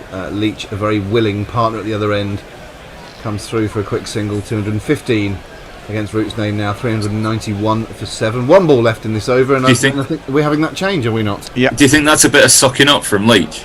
He's seen his fellow spinner run himself out for a duck, and Leach is like, "I'll run through, captain. Yeah. Keep me in the team. I'm a team player." As he bloody well should. I don't care where that's born out of. It's what you should do as the non-striking batsman. Apparently, the fact that your captain's at the other end on over 200 is neither here nor there. Michael says, "My bad. It's 12:30. He lives in Wolverhampton. I think this is Lord Ted. Almost Milan. He's off to sleep with our dulcet tones." Left-handed Leach on strike this last ball. He turns it into the leg side. He remains on naught not out. He's quite happy to do that, as we saw at Headingley 18 months ago. And I will take my leave. Annie's coming back in. Hi, Annie. Hi, Annie. I'm so sorry to stand you up after all the How dare you? all the pre-game excitement. Anyway, I'll take my leave. I'll see some of you later on.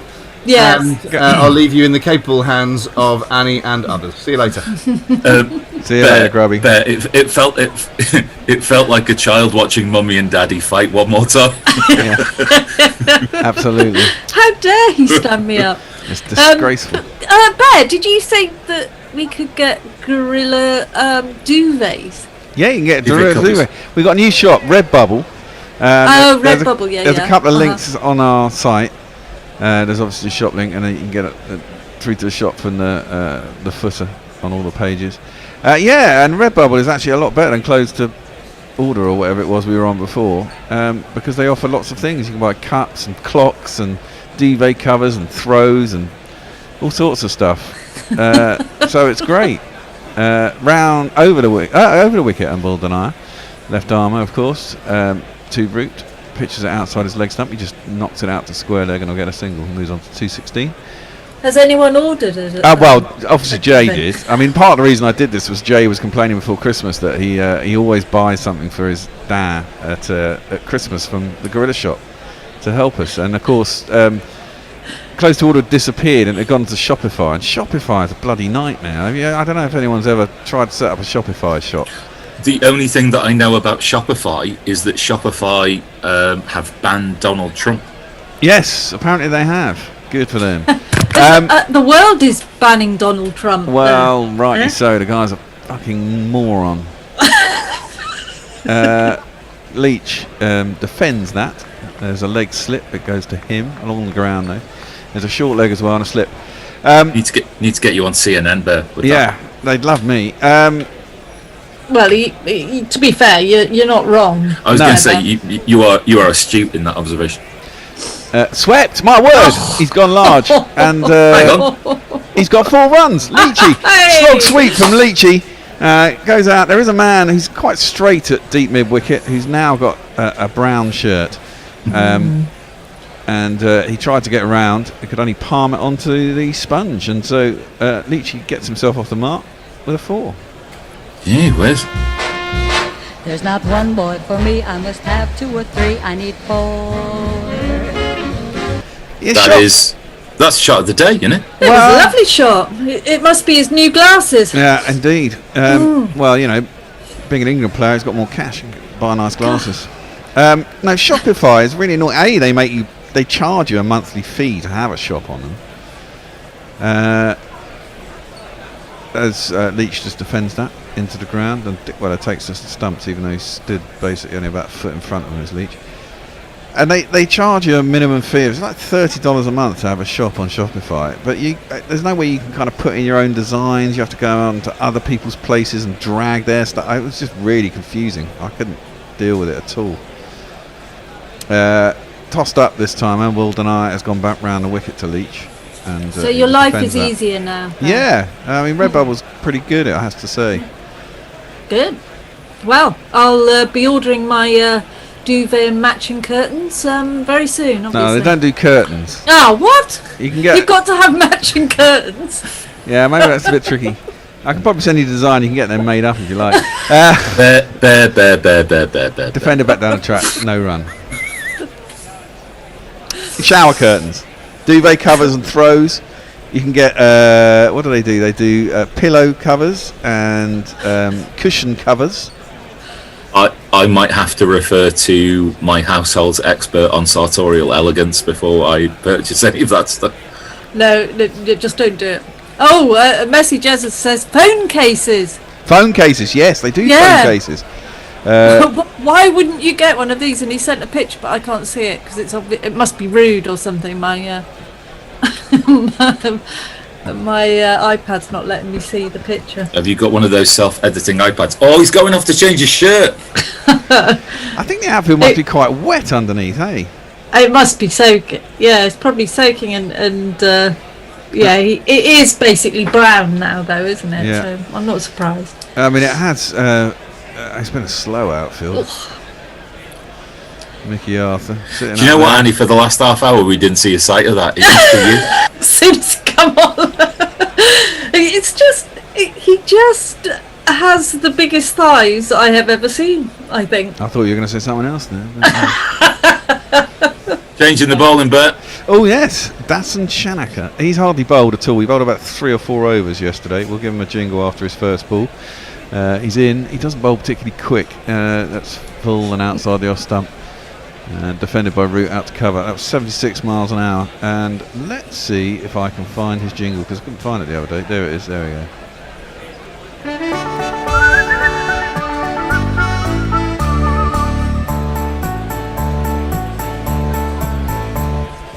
Came here from Sri Lanka as an all-round devotee. He bowled okay, but with the bat he averaged less than 3. Dasun Shanaka, we'll have to wait and see if he's good enough to play internationally. I love it. Dasun Shanaka. Take your partner by the hand. Absolutely. His second ball of the over was just clipped nicely by Root out to deep mid wicket and get himself a single. And you can move on to 397 for 7. Root's on 217, Leach is 4. And the lead is 262. It should be more than enough. Get used to seeing Leach batting, don't you? Because he just seems to be there forever whenever he's in. He leeches at the crease. Bit of a stretch of a metaphor, but hey. But Root has batted superbly. Oh, wonderfully. Just hope he can carry it on through India and onto Australia at the end of the year. Be nice. Long way to go. Maybe we'll all have vaccines by then and life will be vaguely normal.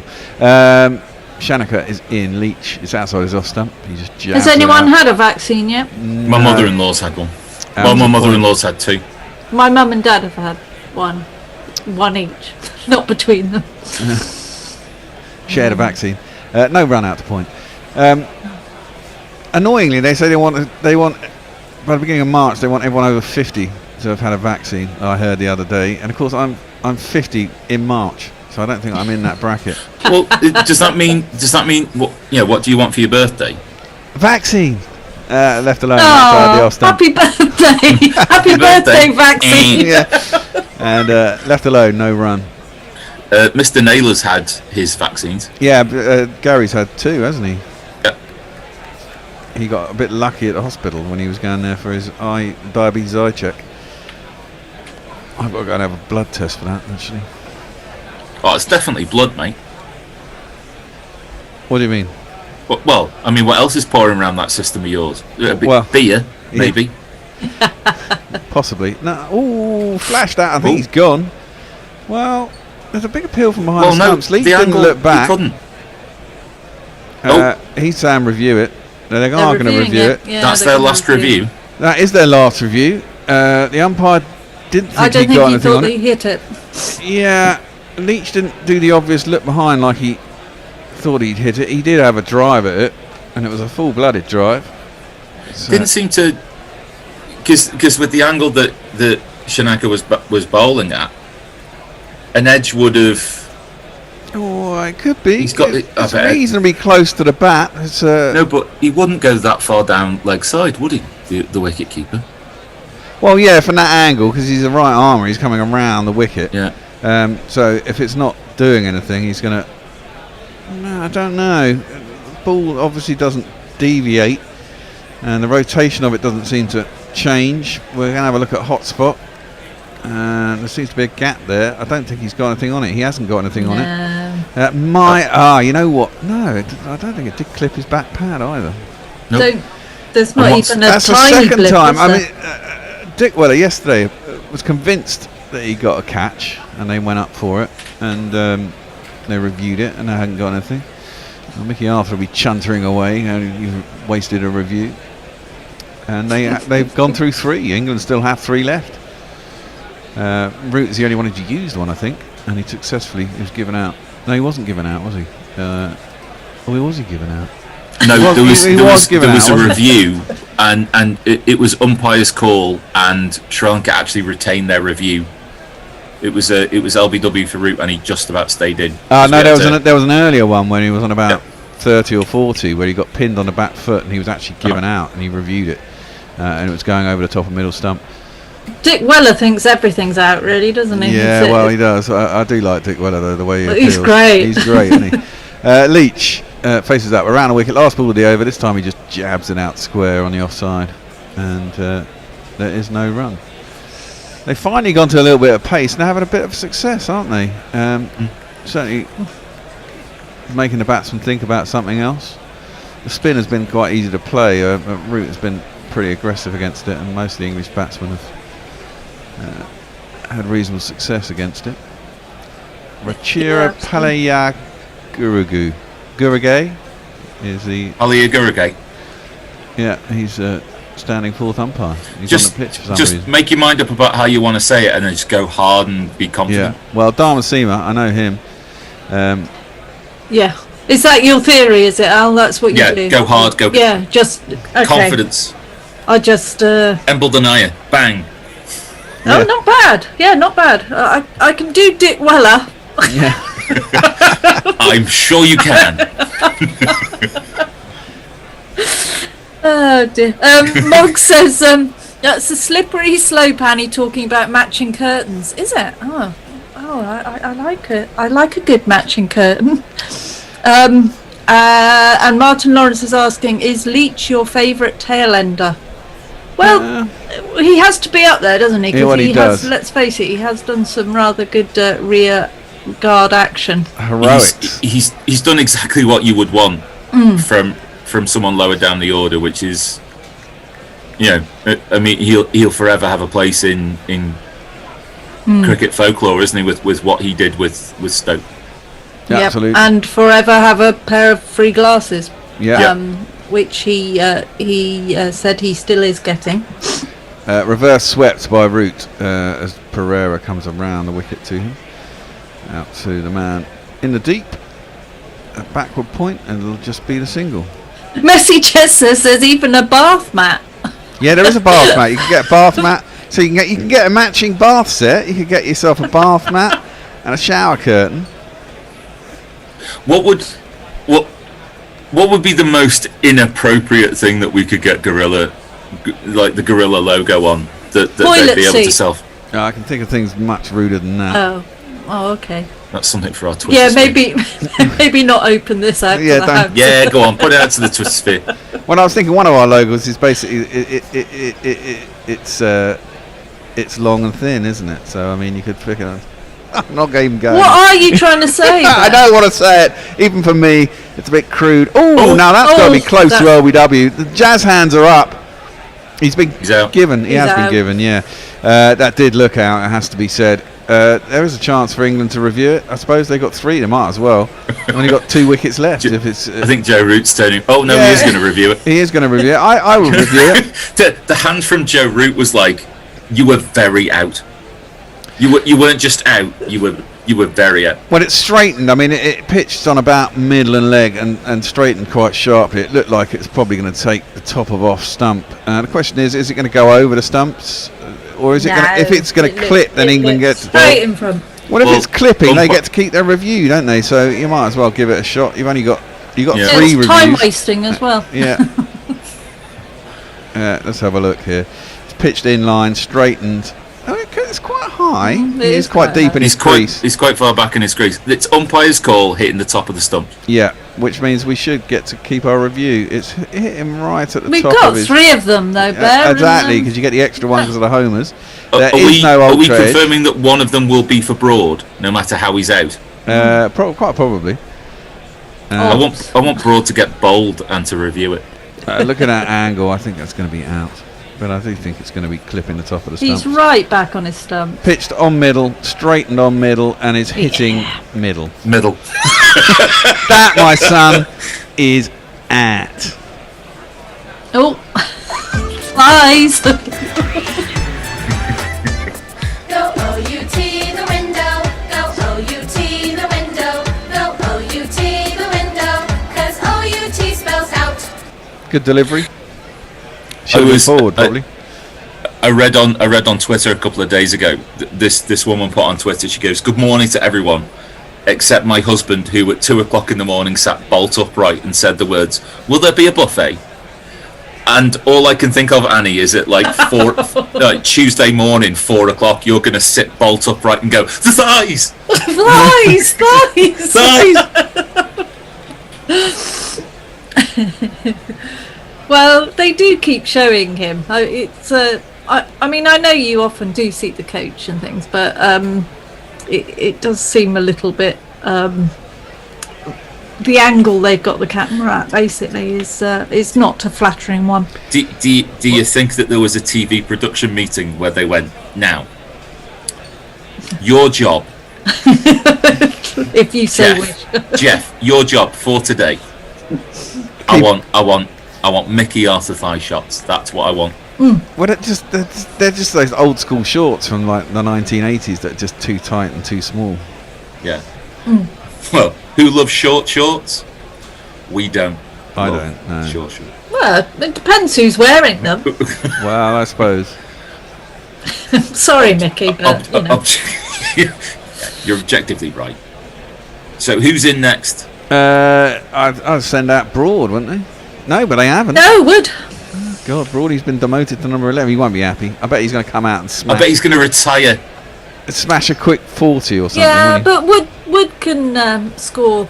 Yeah, well, much like Brody, Wood apparently in his teenage years was an opener. It's amazing what happens to some of these guys. Just defends, gets behind that and defends it into the offside. And there's no run. Let's give him a jingle. One of the better ones. Do you know Mark Wood? Yes, he is an England bowler, quite good and pretty quick. So just a normal guy, of course. Except for just one thing. What? He thinks that he's a horse. Right. What? There's an appeal there. That turns reasonably sharp. He beats the inside edge of Wood's bat and balloons off his pad. Caught it. I think leg slip. May appeal. The video that he did during the first lockdown. You've seen that fellow who does the dancing videos. Yeah. Beef toe. Beef. Yes, it was No, I haven't very. seen It was that at very all. funny. Defended to short leg by Wood. No run. Well, England have lost a clatter of wickets here, haven't they? Yep. Yes, collapse. We're all doomed. We're not doomed at 263 in the front. That turns quite sharply from Pereira. And Wood plays it to short leg once more and there's no run. I mean, that goes to prove it's not going to be easy for Sri Lanka, is it? I mean, once you get settled, it looks easy. But getting in, and England's pace bowlers are better. I do wonder if this is the third day of the wicket. Even Randy Candick's going by the looks of it. No, he's just putting his water away. He's packing his bag. I want to go to that beach is what I want to do. Oh, I know, it's beautiful. That ocean looks gorgeous, doesn't it? Oh, we've got El Chopanos with us. Hey, look hello. who's here, my lovelies. Greetings to you, heroes. Hope you're all keeping well. Hello. Hello to you, El Chopanos. Yeah, we're all keeping well. And you can always rely on Mog to bring the level down. Shame Redbubble doesn't do alien cock dildos. Well, that was where I was going with what's the rudest thing you can have it on, Yeah, really. well, you can leave it to Mog to tell us. Okay. Yeah, it's long and it's thin and, yeah. And a text pixel on the side, so, you know, there you go, perfect. There's a appeal for OBW. He's not going to be given out. He's outside the line. There might have even been a shade of an inside edge route facing up to Shanaka. But you wish you had a review, don't you? Well, they might well do. I think the Sri Lankans need about 40 reviews, don't they, really? Yeah. But I think Broad could be quite a handful with a new ball on this track. It's quite a slow track, but it's there's a little bit, and he gets height. So if there's any variable bounce, it could cause them trouble. Forward is a route and defends out into the covers, and there's no run. And it's just the length of time that they've been out in the field. You've got to be mentally fried, haven't you, to be opening bat at this point in time. Well, not yeah. They haven't really. Yeah. Sorry, the batsman you're talking about. Yeah, I mean, Kusal Pereira has been battered. And is he also on a? Who's the guy on the Audi? Who could be on the Olympic rings? Mendes. Kusal Mendes. Yeah. I wouldn't want to be him coming out to bat. That's a gorgeous shot by Root. It's full and it's on off stump, and he's clipped that through mid wicket, quite wide of long on, and it's made it all the way to the boundary for 4.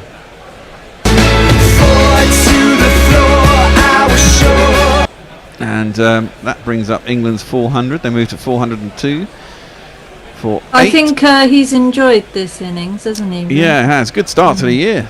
Didn't score a ton last year, did he? At all. Yeah, so he just comes in and gets a double one instead. Oh, well, exactly. Apparently it's the first year in his international career that he hasn't scored a ton in a calendar year. And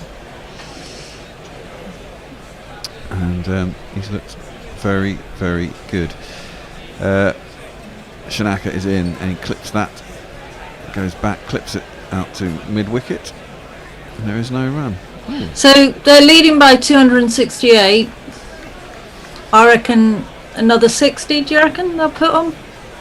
Possibly. It all depends what Wood and Broad manage, really. I mean, what are the falls of the wickets? So we were, when Butler was out, it's like 60 for 4, isn't it, or something like that? It's in that ballpark. So fall of wickets. When Butler went, we were 372 for 5. Now we're 402 for 8. So we've lost 4 wickets. Yeah. We've lost 4 wickets for 30 runs. A typical England collapse. Well, yeah, 30 for 4. Often happens. There's runs on the board that matter, isn't it? Wood defends that straight back down the track to the bowler, and there's no run. And there's, there's contributory reasons for that. I mean, there's been the ball to Curran would have got most people out in most conditions. Bess's run out was pretty farcical. Yeah. Butler was just purely unlucky. No. It was quite a loose drive outside the off. That was a decent ball, clipped quite nicely by Wood up to mid-on, and there is no run.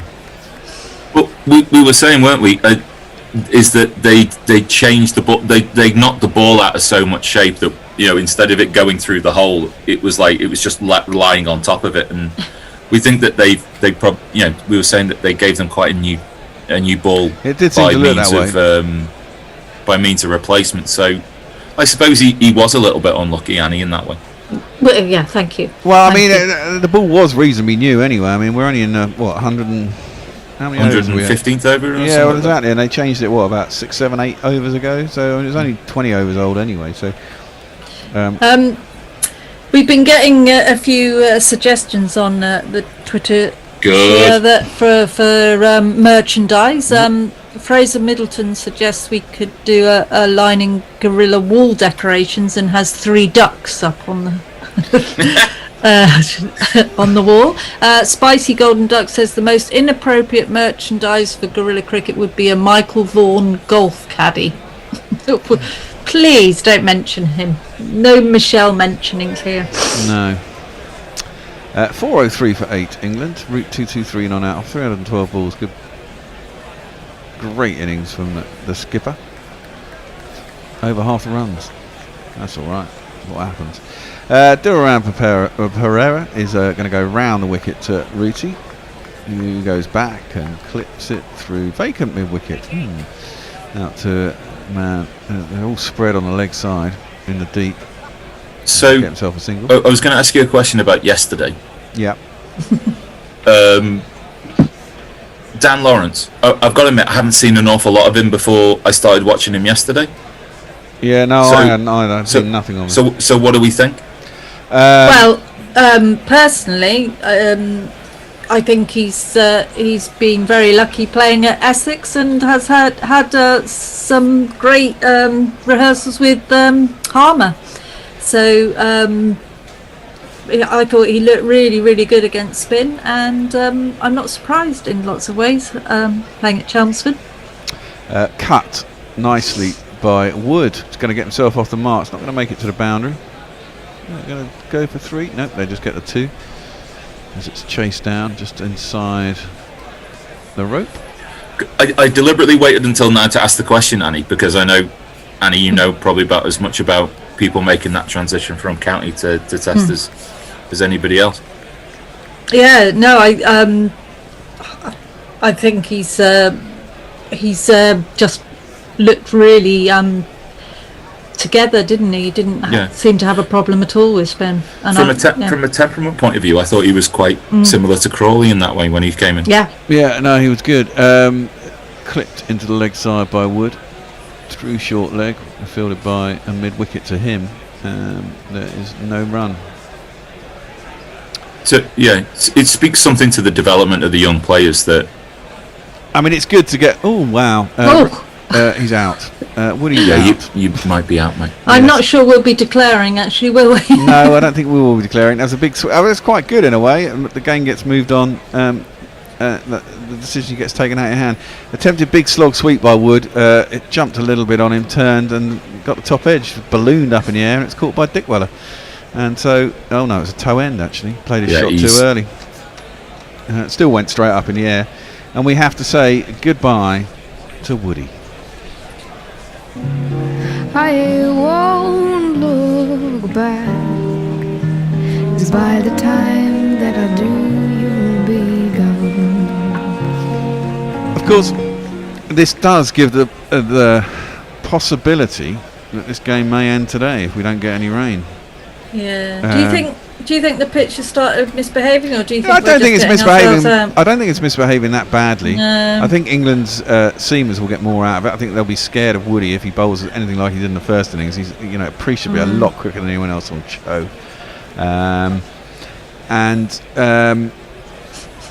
When you're that much in a hole, trailing by 271, if you just get a couple of wickets early on, suddenly things look really difficult, don't they?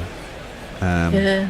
Time for Angelo Matthews to step up, I think. Oh, I love Angelo. Yeah, me too. I could do with an extra bit of sleep tomorrow, so I wouldn't mind. Hang on, I'm just going to. Is Stuart Broad batting on?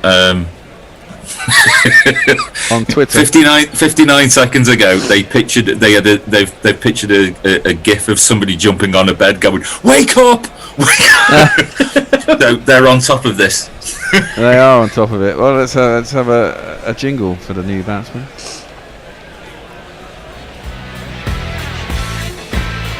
Sweep the leg, Brody. Got the best headband around. Something has gotta keep her down. Got the best headband around.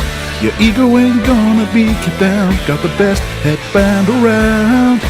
Even though your hair is thinning now. That Jai Sarir in there. Are you aware of a show on Netflix called Cobra Kai? I am. No. I refuse to watch it. I refuse to watch it too. It's Karate Kid, basically 30 years later, isn't it? But it's the bad guy, and they've even got the same actor who was playing the coach to the bad guy. Ooh, there's going to be an appeal there, but that's an attempted. Broad trying to be out first ball. Well, yeah, trying a big sweep first ball, gets pinged on the toe. Brody. But pitched probably outside off, straightened and hit his toe, and there's no run.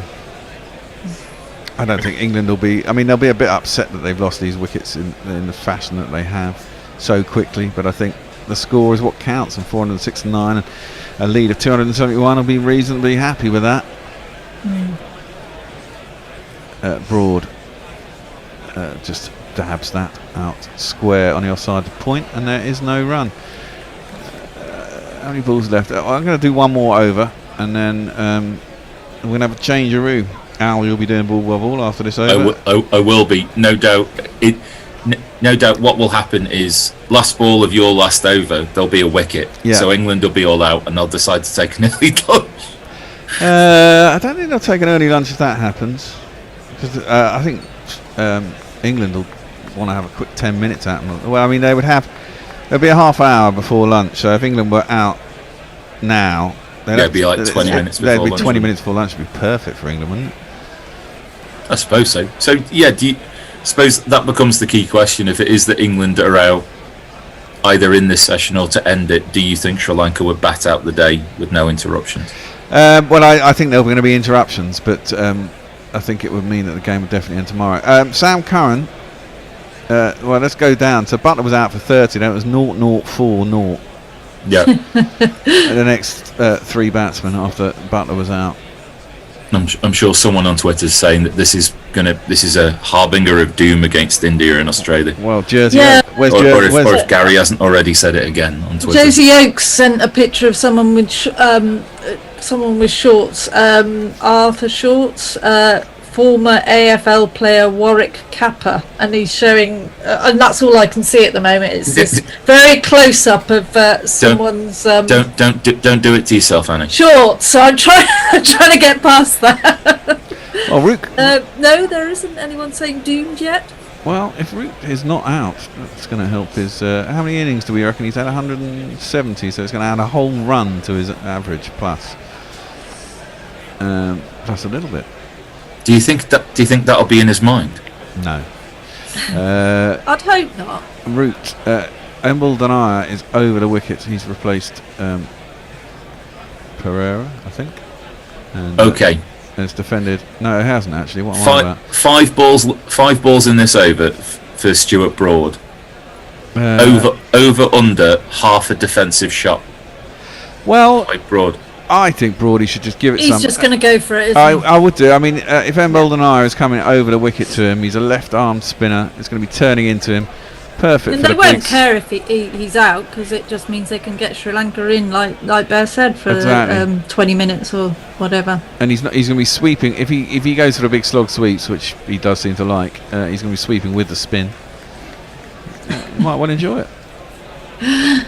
Tony's been clearing up his cat litter, so he's back now. He should go to the bathroom like everybody else, shouldn't he, Annie? Yes, well, there you go. Out comes the sweep. Broady sweeps. Sweep the leg, Broad. It goes down towards long leg, and dear me, yeah, it's wet out in the deep. I think that Broad did that on purpose, didn't he? He saw where the really dirty patch was and thought, I'm going to hit it right there. It's really soft out there. He's taken his knee's taken a big chunk out of the pitch, and he's covered in mud. No wonder it's so slow. God damn. It's falling apart. This would be a good advert for washing powder. Yeah, it would be. Daz. Yeah. And again, he sweeps. Doesn't get hold of that one entirely, does Broady. They'll just get the one run this time. I mean, presumably they're playing the next test here as well, aren't they? Both tests are in Galle. I think so. No, actually. I think if you were thinking about it from a bubble point of view, they probably should. Yeah. Yes, Tony says. Yeah.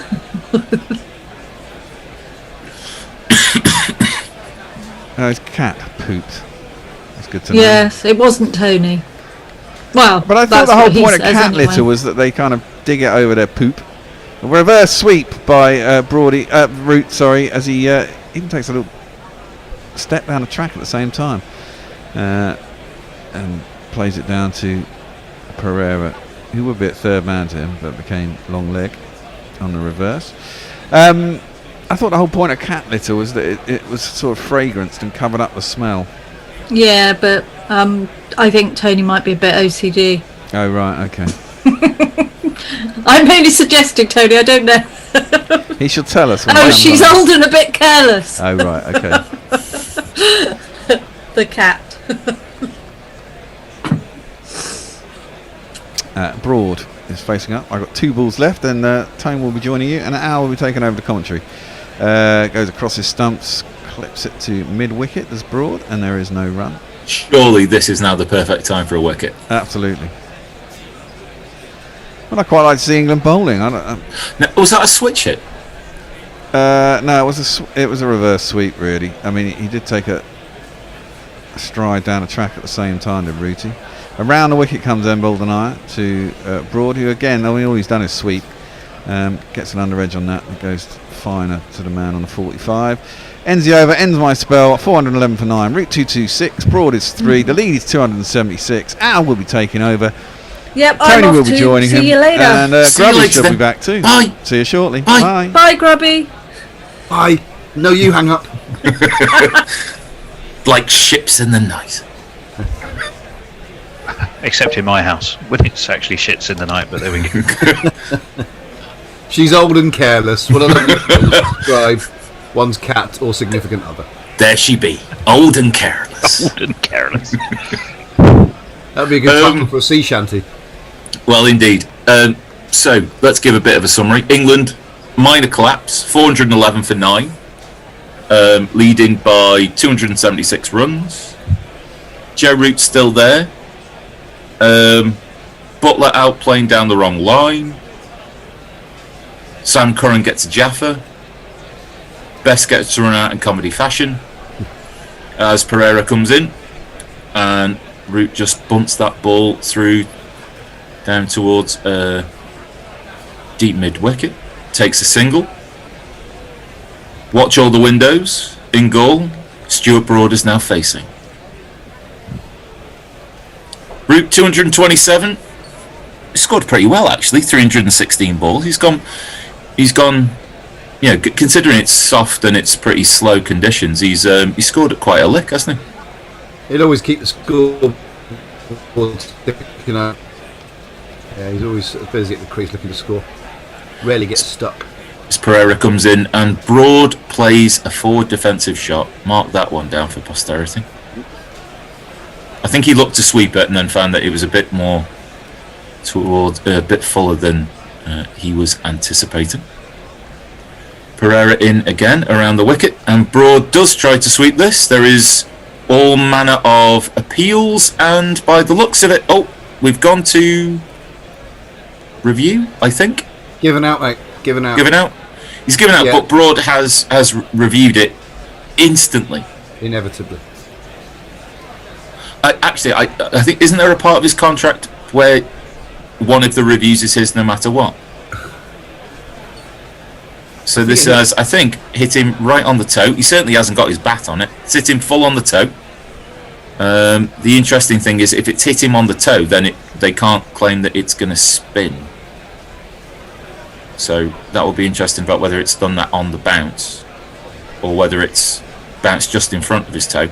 But he has taken a cubic yard of pitch, which I'm sure the spinners will be pleased about.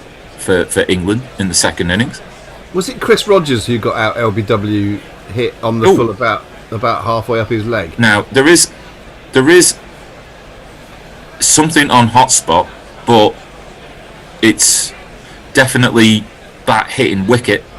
Broad's trying to say that there's a noise, which there is, but it's not the right noise. So I think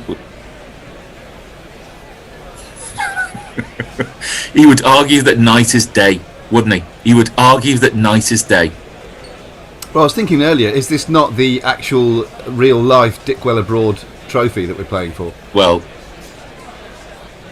you would hope so, wouldn't you? No W.G. Grace in this one, though. Sadly.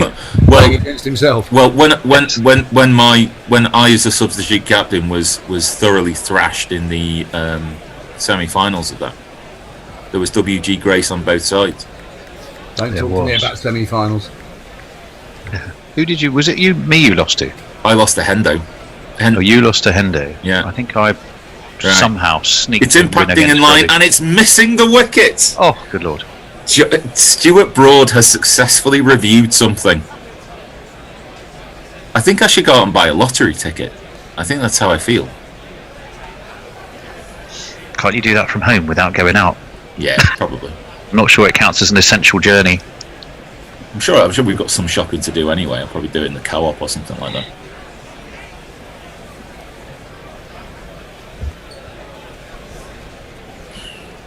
England 412 for 9. Stuart Broad remains in on 3.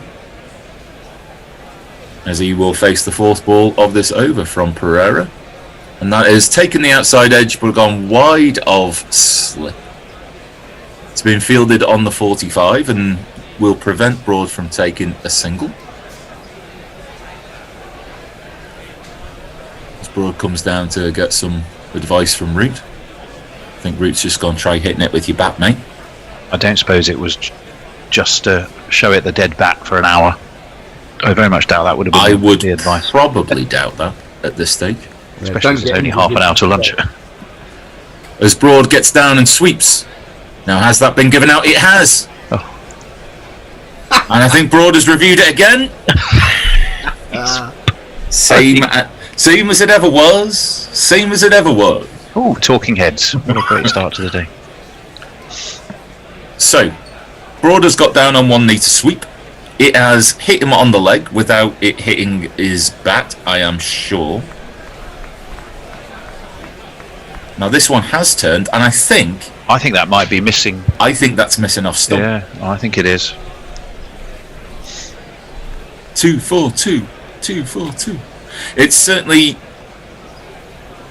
the bat I think we can take out of the equation, which is maybe some guidance and some no. Oh, no, that's ball hitting the. I was in. I was definitely in. No, I think you were out. I don't know. Live jingles here because the bear, I think, has gone to the woods.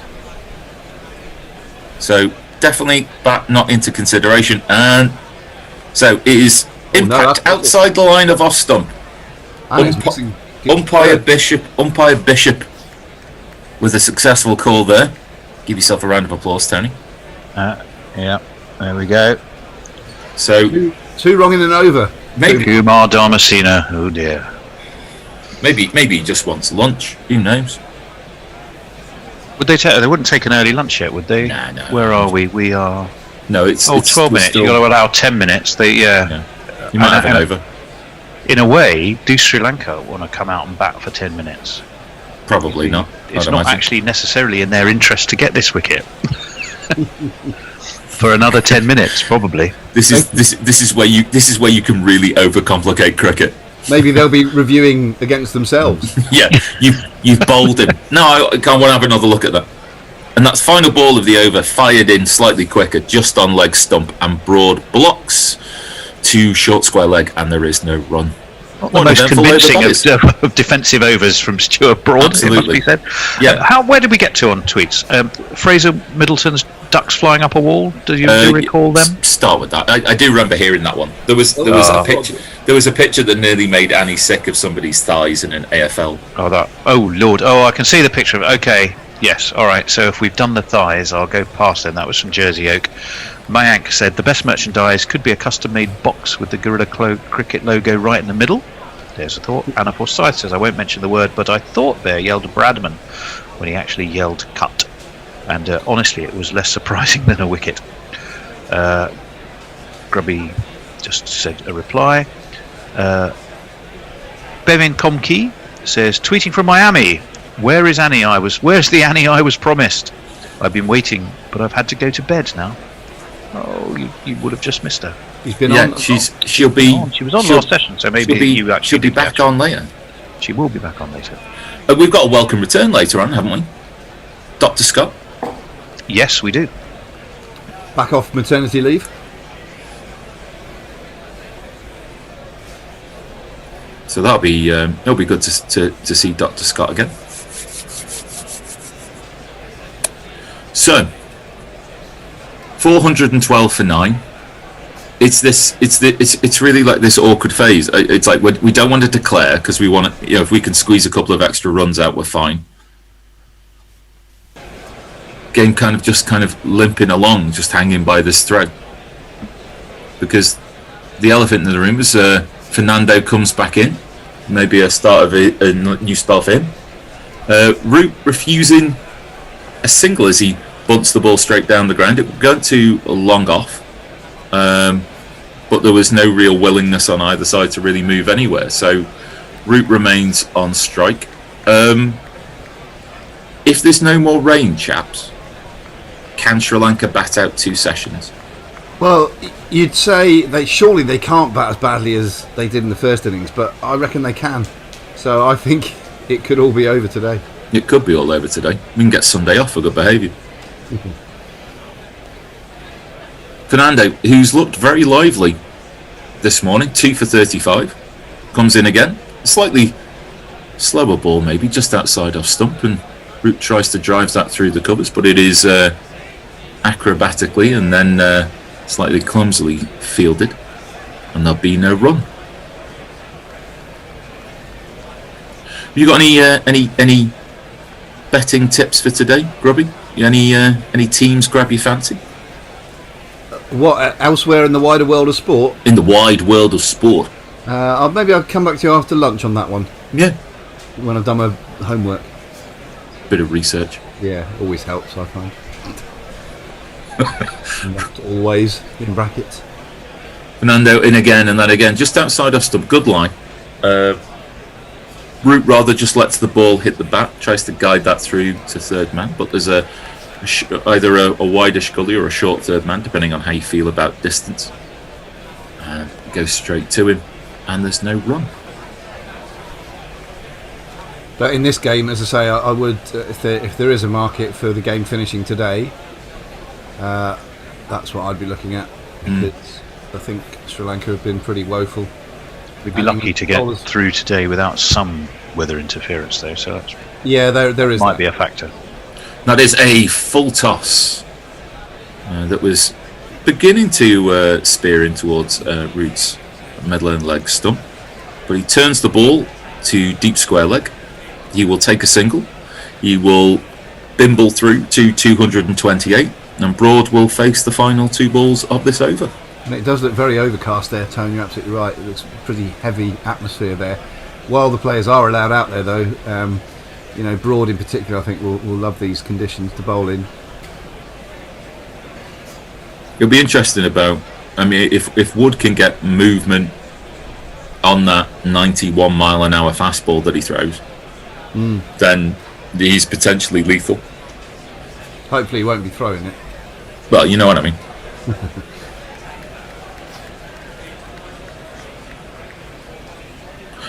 So, how will Broad do with these final 2 balls of this over? Fernando at the top of his run comes in, and that is a short ball directed really towards Broad's body.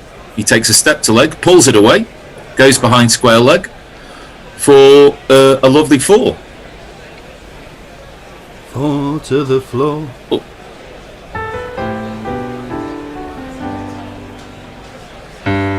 Oh.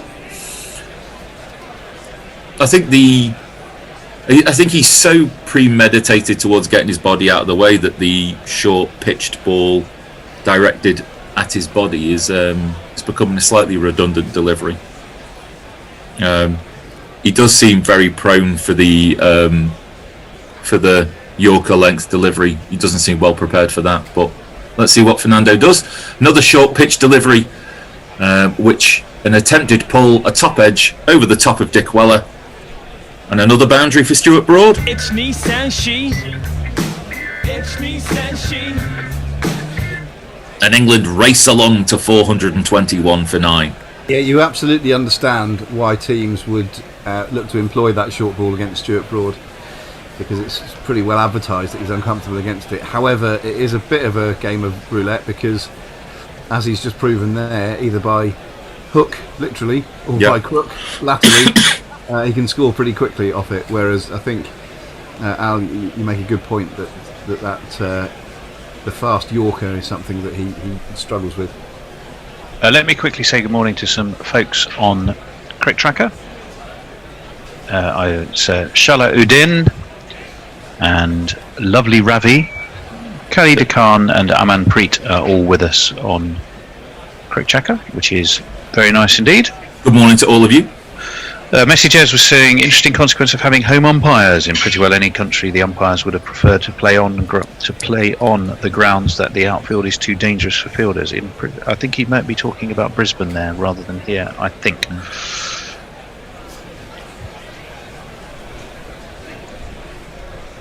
A prevented play on, by the way. Al? Yep. Sorry. Miles away.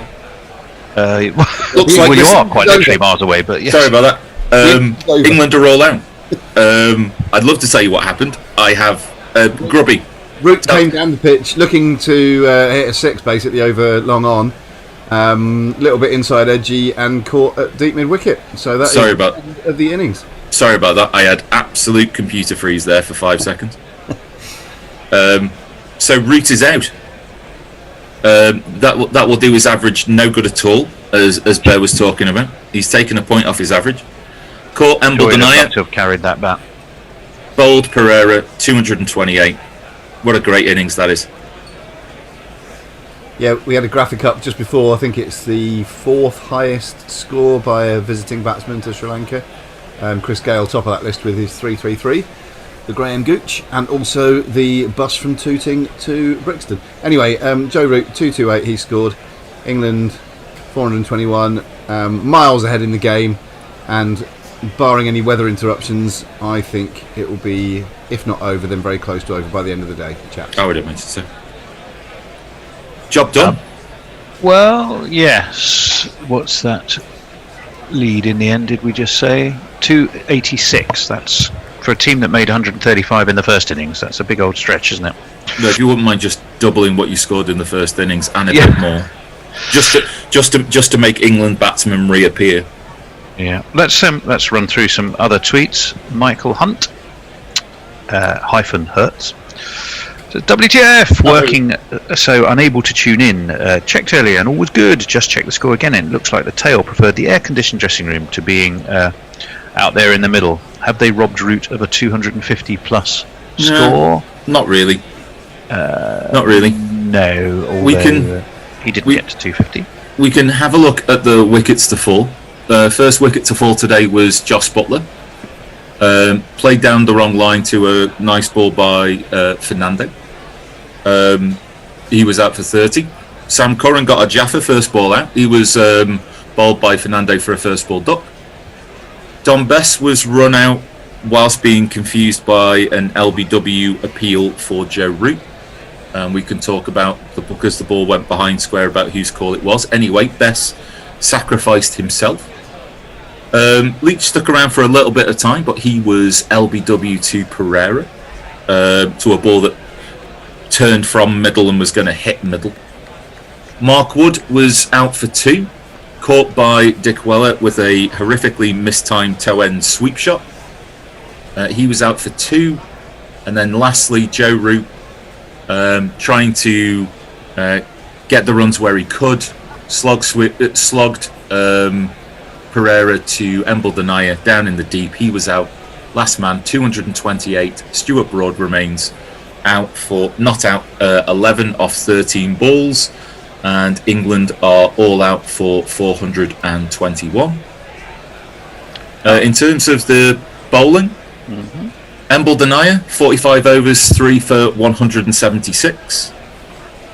Fernando, who I thought was the pick of the bowlers this morning, he got just reward 2 for 44. Hasaranga 15 overs, none for 63. Pereira 36.1 overs, 4 for 109. And Shananka 7 overs, 1 maiden, 0 for 22. So really the bulk of the overs bowled by the 2 main spinners, with a little bit of help from Fernando. So that's where we are. England lead by 286 runs, and it is lunch. It is. I'll just tie up a couple of final messages. Jersey Oak says it's going to piss with rain soon, which is chirpy and cheerful, but probably true. Dr. Dan has sent a lovely sketch of Joe Root's 18th 4. Very precise, clearly counting them off. Bevin Co-Mike says, I was talking about the Doctor. I was a frequent tweeter back in those days. Okay, and then I think that was in reference to the conversation about Annie. Let me see. And Messi Jez says, no, not talking about Brisbane, Tony. The outfield at Galle is so wet that had it been at Edgbaston, play wouldn't even have been considered. I take your point, Messers. And we did see earlier that's they were chucking out all of that sawdust onto it, weren't they? Yeah, or literally throwing dirt onto throwing dirt onto the game, if nothing else. But it is lunch. We will be back in 40 minutes. And Bear, what have we got lined up? We're going to go out to the World Cup final. World Cup final. What a recollection for all of us. And we'll see you after lunch. See you after lunch. Cheerio, all New Zealand listeners. All right. Yeah. See you shortly. Lockie, I'd say so. With the extra bounce he brings in, it could be one that could pick up a quick breakthrough after the Maybe Lockie one end and Santa the other. Well, I certainly think that if they can get through one of these and they get Morgan in, I think they need to bring Lockie on to bowl him a few bouncers, because he's been a bit remiss against the short bowling. Now this is a short arm jab played well by Bairstow, away through square leg, down the hill for 4 runs. 1, 2, 3, 4. I think the problem for New Zealand is while they're bowling well, when there is a slightly loose ball, England are taking toll of it, aren't they? So they're keeping the board moving and they're not giving them a chance to get on top. Whereas New Zealand seemed to decide that it was a difficult pitch to score on. This one again flies a little bit as Bairstow leaves it outside the off stump. That's the end of Bolt's 5th over. He's been unsuccessful so far, none for 26. England are 39 for 1. Good carry there as well. Yeah, certainly is. Bit of life on that pitch. Jeff Perkins, so there's a new jingle for 4-4, hence the reason no one will expect one to exist. And the YouTube link, so one maybe we can have a look at a bit later.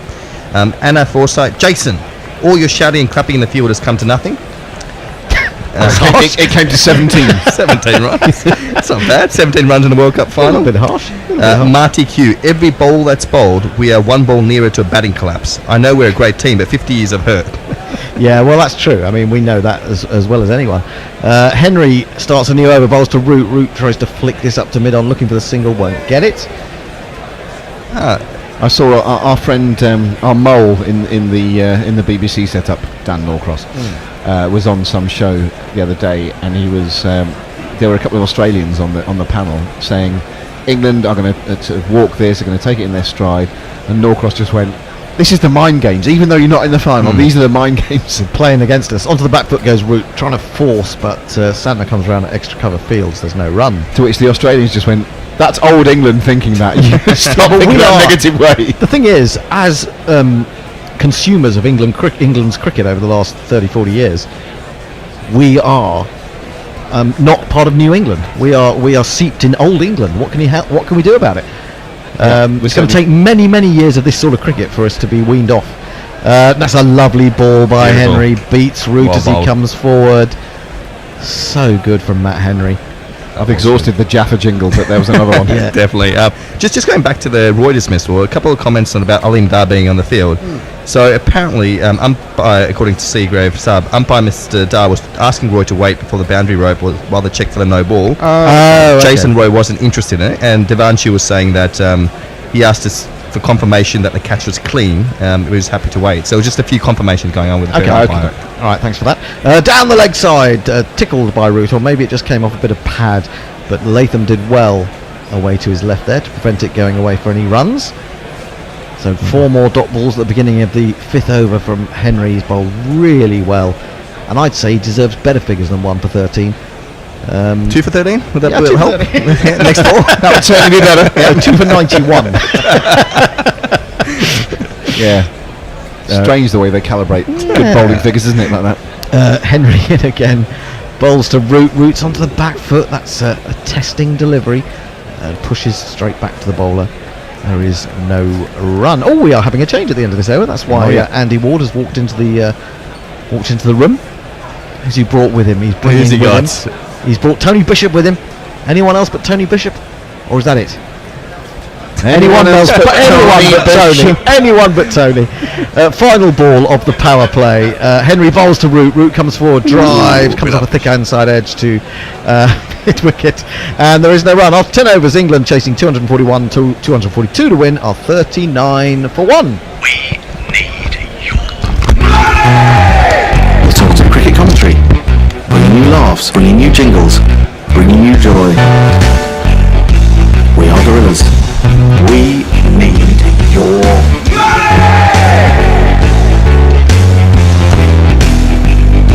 Patreon.com/Gorilla Cricket. Yep, it's been a long old World Cup, and if you've enjoyed it and you're not a Patreon subscriber, please think about chipping in. Well, is it just me, or is this absolutely as tense as can be? I think it is. 39 for 1. We have a change of bowling. It on Bastille Day, it is Monsieur Le Grand Homme. Oh, is that why people were talking French early on? Oh, could be. Could be. I turned to look, but I was gone. I cannot see my own reflection now. My body's gone, my face is gone.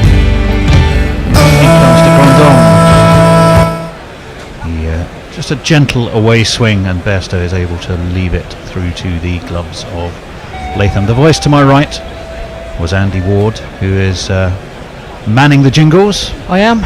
And to my left, long, tall Steve, who is in charge of all things tweet. Good afternoon, everybody. And back again, in comes de Grandhomme. Uppishly, Bairstow didn't get to the pitch of that, perhaps just a little bit slower as he was looking for the drive, and well, he kind of really just let it hit the bat really, but the bat was stretched out away from the body. Interesting move from New Zealand. And They want up to it take went. the pace right off with de Grandhomme as Yep. soon as the power play was over. They did, and they're looking to frustrate these two. It's a terrific spell by Bolt. That one again is wide of Bairstow's off stump, and he quite literally turns his back on it and walks away, collecting his thoughts, conscious of destiny, but destiny has got many barriers on its way before it can be realised, I think. A little word Extend from... that metaphor a bit more. Yeah, I don't think I can. I think as far as it can go, in comes de Grandhomme onto the back foot. Goes Bairstow, it's away to point, and there is no run. A little word from Josh Robinson. What a good job Roy didn't get suspended for the final. No chance of Vince getting a 20-ball 17. And nicking off. Yeah, so there you go. You had a fairly Vince-like It was a performance. Vince-like innings, yes. And actually, Yeah. to be fair, Roy was lucky to get to his 17 because lucky to get to one, yes. He was hook, line and sinkered off the very first ball of the innings, wasn't he? As this one is more onto the legs of Bairstow. He pushes it into the onside, but there's a man there and there's no run. Some slightly bad news. We've lost Pirate Bradshaw. He's off to listen to Ireland versus Zimbabwe T20 commentary. Hipsters. Hopefully Sterlo will It's only the World Cup final. slam a few. He's been absolutely incredible form, has Paul Sterling against Zimbabwe. De Grandhomme will complete his first over. I think that's a drop. It is a drop. It was batted straight back to him. De Grandhomme on his follow through. It came at him pretty quickly, but it was at the most catchable height you could imagine, and he's put him down. And it's a maiden over. Way up in the sky, little darling. And if it falls, I'll pick it up. Just pick it up, mate. Got to be taking those to have a good chance here. It really wasn't a difficult one by the standards of a lot of court bowls. Indeed, and he'll be distraught with that. But similar, it was to get his head not around it and move on. dissimilar to the one Bairstow played up to mid-off. It was just too early. It was. on He's too early on the shot. They're taking the pace off the ball. They're bowling very intelligently. They're getting a little bit of help, I think, from the Lord's wicket. And I think New Zealand are in an attack well suited for this wicket and these conditions. Bobby Bobbers, I think, is right. It's going to be a late night in Melbourne. There will be. But watching the cricket, yes. Here, as this one, Root just dabs to backward point. I suppose. And there's no run. I suppose in theory every night's a late night. So. Yeah. Muttley, can you give a shout out to my fellow Kiwis who are both new listeners via FB, Matthew and Sean? Well, hello Matthew there. and Sean. Welcome indeed. And you must be right on the edge of your seats because your team are well and truly in this contest. Two slips in place as in comes Matt Henry. Forward comes Root, but he's just pushed it straight to wide mid-off, and there is no run. Now Root's often a very quick starter, but he's been very watchful here. 2 off 15. Yeah. Very Kane William-esque. It's an esque, isn't it? Well, it has been. The out Kane. Out Kane. Yep. Colin de Grandhomme seems to still have a smile on his face as Root stands bat aloft. Ball bang on a length from Matt Henry, and Root just drops the bat on it, and again there's no run. The tension is palpable. Let's break the tension a bit. Anna Forsyth. We've established Latham is squashed Sam Curran, and I've now decided Matt Henry is a stretched Josh Butler. Oh, okay. Good to know. There was a lovely article in the Sunday Times today actually about all the England players when they were kids and how they got into cricket. That one is pushed away into the onside, but no run. And Josh Butler, if you think he looks sort of quite angelic now. I mean, he genuinely was about the age of 12, I think is when this picture was taken. He just looks the most adorable little lad. And there's a picture of him with, I can't remember who the picture's being taken with. Somebody pretty famous. I'd have to go back and have another look. I just can't remember right now. We're having a look at a replay of Matt Henry's opening spell today, and a number of times he beat the bat was incredible. That one is short and wide, and Root was looking to cut and he wasn't able to, and it was through to Latham. And England getting frustrated. He nearly chopped on. England are getting frustrated. They need to get their heads straight. They need to realise that they're still winning this game at the moment. They are still winning it. They just need to maybe just get through another 4 or 5 overs. Yeah. It's only going to get easier. Well, the weather should also work slightly in their favour. I think the sun's going to come out more and more as Henry turns at the top of his mark. Full, and it edged. Root was looking to work him away to square leg, and he ended up squirting it to point. And I really don't think he knew a whole lot about it. It's another maiden over. 2 in a row. 2 maiden overs consecutively and following each other at the same time in a row. Good afternoon to Tim Lucas on the beach in Bahia, quite possibly the only person in Brazil listening to Guerrilla Cricket. You never know, although if there is anyone else in Brazil listening to us, it's a big country. Yeah, I was going to go and say hello, but it is, as you rightly say, a big country. Well, goodness knows, we're looking at a fair amount of blue sky now above Lords. England need 203 more. This one is worked off his hit by Bairstow, past umpire Damascena at square leg, and they will take 1. So 40 up for England. Bairstow 19 not out. Roy gone, of course, for 17, caught behind. Joe Root 2 not out off 19. And it is hard going for these England batsmen. Well, people do sometimes criticise England for not being adaptable with their batting. They're trying their best. They're trying their best right now as de Grandhomme is in. That's quite floaty outside of off stump, taking all the pace off the ball.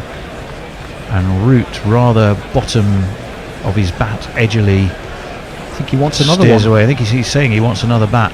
I wonder if he really needs that or if it's just psychological. Interesting field, mid on, mid off. All the straight fielders are up, so you know he's almost daring them to go over the top. Yeah. Well, the thing is, psychologically, this one is diving to his right, de Grandhomme, for a big fella, quite agile. And again, it keeps that stranglehold on. There's no run. Just the one single for the over. The batsman trying to get down the track to one of these. Go down the track and pump him over his head. We've not. So have we seen Lockie Ferguson yet? No, not we yet, haven't, no. have we? No. He's de Grandhomme's been there on you board. go. And you called it, Andy. Root does come down the track, pushes it away to deep mid wicket. Henry Nicholls is the man down there, and again it will just be a single. Now, do you think a top quality wicketkeeper might be standing up here? For balls of this speed, yes, I think you would expect that. De Grandhomme clearly has a definite policy to wibble and wobble it and try and maximise what he's getting out of the conditions, whilst also taking the pace off the ball. He's You can bowling already see from the batsman's pavilion outside end. his crease. That one again is flicked away to mid-wicket by Bairstow, but straight to the fielder. And again, there is no run. There's only 78 miles an hour from Colin de Grandhomme. I mean, de Grandhomme's bowling everything in the 70s. He is. Honestly, I think a Ben Folkes would be standing up here. Yeah. I think Joss Buttler would. I think a Johnny Bairstow would. 41 for 1, England. They're having to grind this and work at it as Bairstow's up onto his toes, pushed out to Trent Bolt at wide mid-on. Jay Grover they will take a single. Jay Grover on Twitter. Growing up in the 80s, I still find it physically confusing to recognise England ever having won ever. Anything. I understand the feeling. Yes. I mean, in the great scheme of things, it's one World T20 in terms of one-day cricket. Am I right? That's cricket, their only ICC trophy. Of Yes. course, the women won the Women's World Cup, but hey. Yes, and we must never forget that. 200 needed from 37 overs for England. So that is a landmark of sorts reached for sure. And Steve Kellett is very true. Sad but true, we are conditioned, inured to England cricketing failure as a result of witnessing it for decades. Well, I think you could take away the word England, And sporting cricket. failure, just not just cricket. You complete it by saying we do so love a bit of gallows humour. That's indeed. the problem. The problem is not being inured to it. The problem is liking it, and that's a bit too much for my. Matt Henry's going to continue anyway, so he's going to bowl now his 7th over. So they really see that they've got an opportunity with him to make that other breakthrough.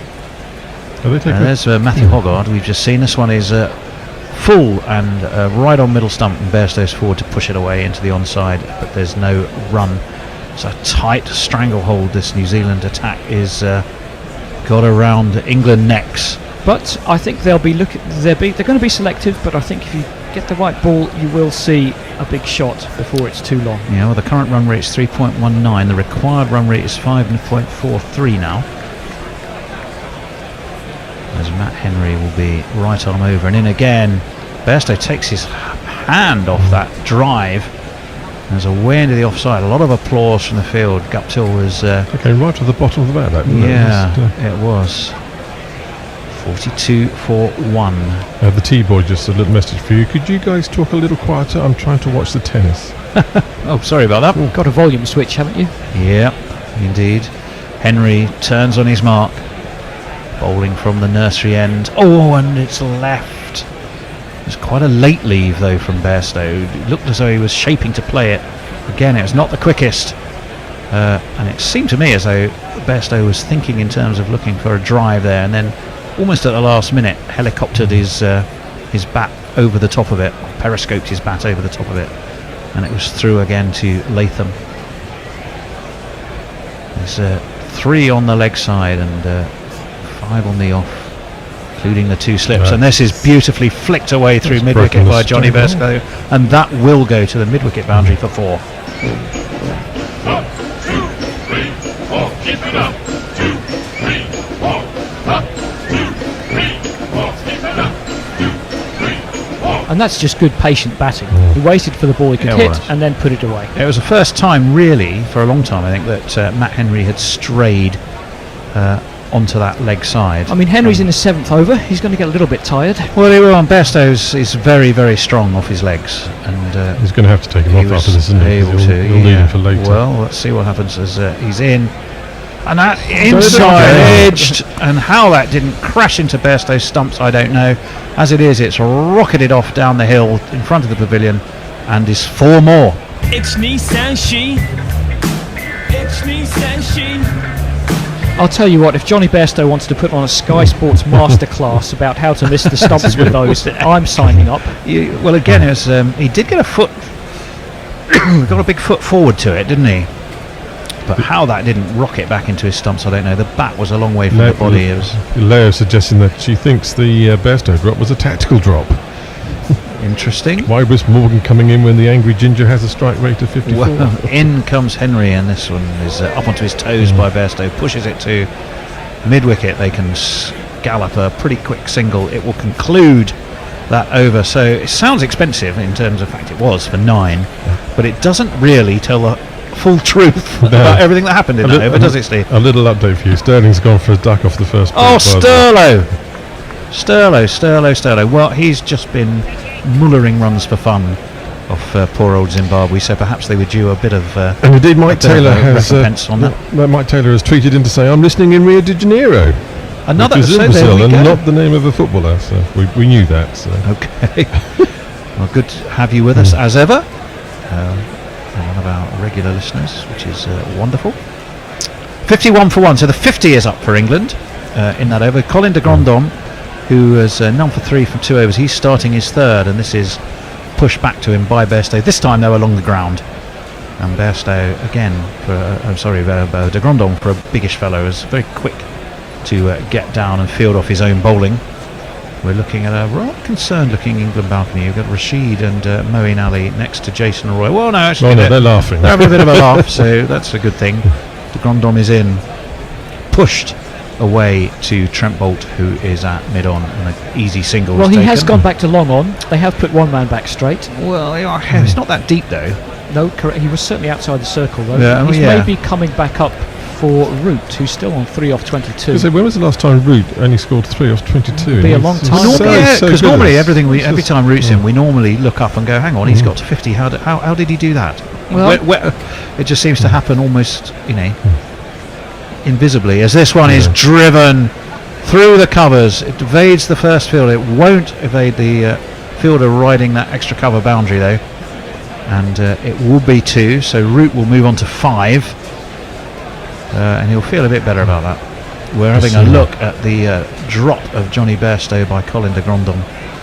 So tough when you're in your follow through, isn't it, as a quicker bowler. I mean, he's not that quick at the moment, de Grandhomme, but who's he quicker than? Well, not that many. Rashid. But through his it was right into his follow through as Root's onto the back foot. dabs that down Root's to starting to nurdle Galle. now, look.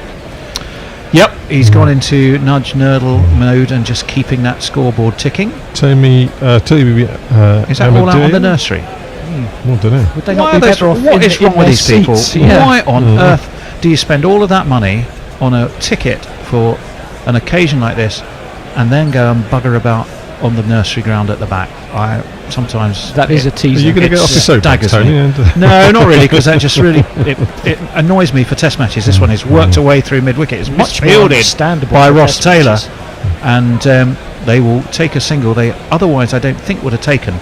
So never mind, never run on a misfield. They did on that occasion, and the miscreant was Ross Taylor at mid-wicket. As I was saying, Toby has tweeted in, leaving for church in about 10 minutes. Not saying I'm going to, but the temptation is strong to keep a headphone in during the sermon. Or even put a little prayer in. In comes de Grandon. Send a Root was prayer for looking us, to yeah. cut, and it was cut down to Galle. So just 5 off that over from de Grandon. He has none for 8 from his 3. Bairstow on 31, Root on 6. It's tough going, it's nervous going. If you're an England fan, then you will be chewing those nails. And Roy and Root know how important it is to keep their wickets intact and ensure that platform is there. The weather, however, is starting to brighten up.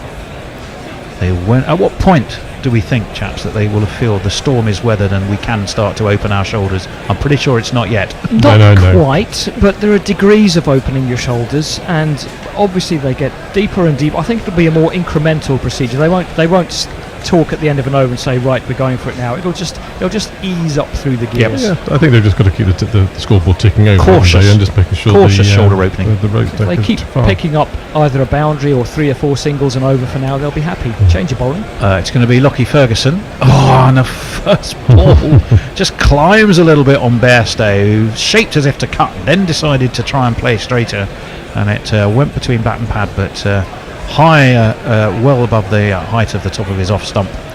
He must have been one of the finds of the tournament, I would think. Oh, he was terrific. He has been.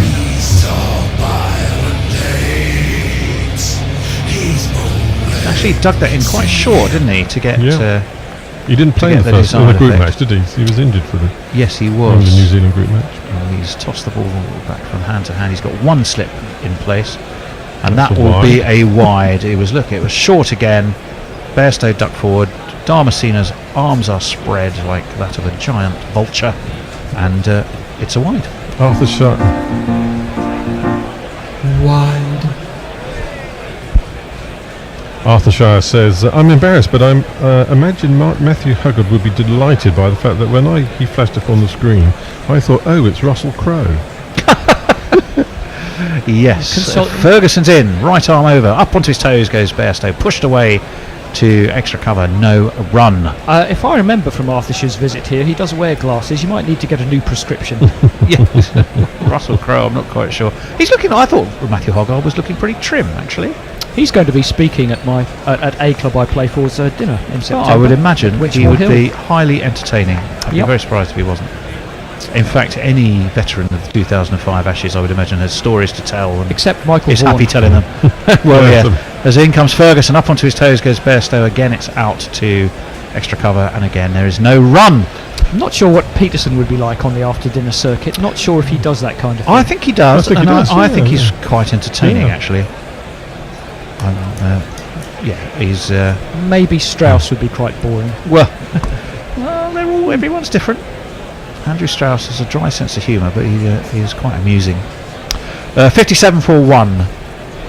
Bairstow on 31. He's facing Ferguson. He's driven this, but again it's straight out to extra cover. But they're able to take a single this time, and they might be looking for overthrows. But needless to say, our director, free to air or not, some of the direction of this World Cup has been absolutely pants. I'm sure I've got to be honest. I'm sure they're still working off the same feed. I don't think Channel 4 has suddenly sent a whole. No. Everything is the same. Is the one feed, and the captioning has been average a lot of the time. The camera angles have not always been great. Certainly, the ability to provide the panorama when you need it has often not been there. But it was only a single. Thank you very much. In comes Ferguson. Root pulls. And he pulls on the bounce to backward square. It's Guptill. And again, there is no run, so Strange just a single and a place wide for- from strange this. place for Guptill to lurk. Well, yes, it He is. often does low there, doesn't he? Yeah, He's one of his indeed he favourite does. Guptill, would you believe, is top, I think, of the runs saved Now, that table must in be this down World to Cup. that must be down to catches, however they work it out. He's going matches inner ring and outfield. Yeah, well, he is. Ferguson is going to be in to Root. Root cuts, manages to avoid backward point, but Trent Bolt is down there on the third man boundary and will restrict them to a single. So 3 from that over, 2 off the bat, 1 was that wide, and it continues to be an uphill struggle, but England are grinding it. Jay Grover suggesting Root might have some pre-Ashes nerves. Could be. I mean, I just think it's, England would have loved a fast road of a track. They haven't got that. They've got one you have to really grind on, and that's what they're having to do. You can't prepare wickets on demand. Some people seem to think you can, but you can't. It's weather dependent. Depends how much cricket's also been played on the square. Yep, indeed. 59 for 1. Target, of course, 242. De Grandom is in, and that's a big shot. I think it's going down leg. Marius Erasmus thinks it's going down leg. The man from Bolland. And they still I have their very much review. doubt they'll review that. They still have their review because it was umpire's call on that first one, so they kept They it. do. But Both teams have their it review. doesn't look like they're going to They're use not this going one. to. And I think that's a wise choice. Mike Taylor suggesting, not sure buggering around in the nursery is a good idea, however much you've paid for the Well, actually, yeah, my choice of phrase probably not ideal in that instance. As down the track comes Root, looking to pull him away over mid-wicket, completely missed it. It was through to Latham, and that is a real sign of frustration getting at this England pair. Well, I think it was a good idea, but the execution wasn't quite right. Root's going down there to look for a drive over the top, and when it wasn't there, he might have been. It's just a sense they're advised struggling to pick up the pace of pull this track, out though, of Andy, that. isn't it? De Grandon's in again. On again, Okay. Root, He's out. and he's taken it. Root He's out. Yep. Yeah. He took the outside edge. Root was looking to drive. It's through to the wicketkeeper. England have lost their second wicket, and I think Joseph Henry Root has to have a little look at himself there, because that was a Very poor shot, wasn't poor it? piece of cricket.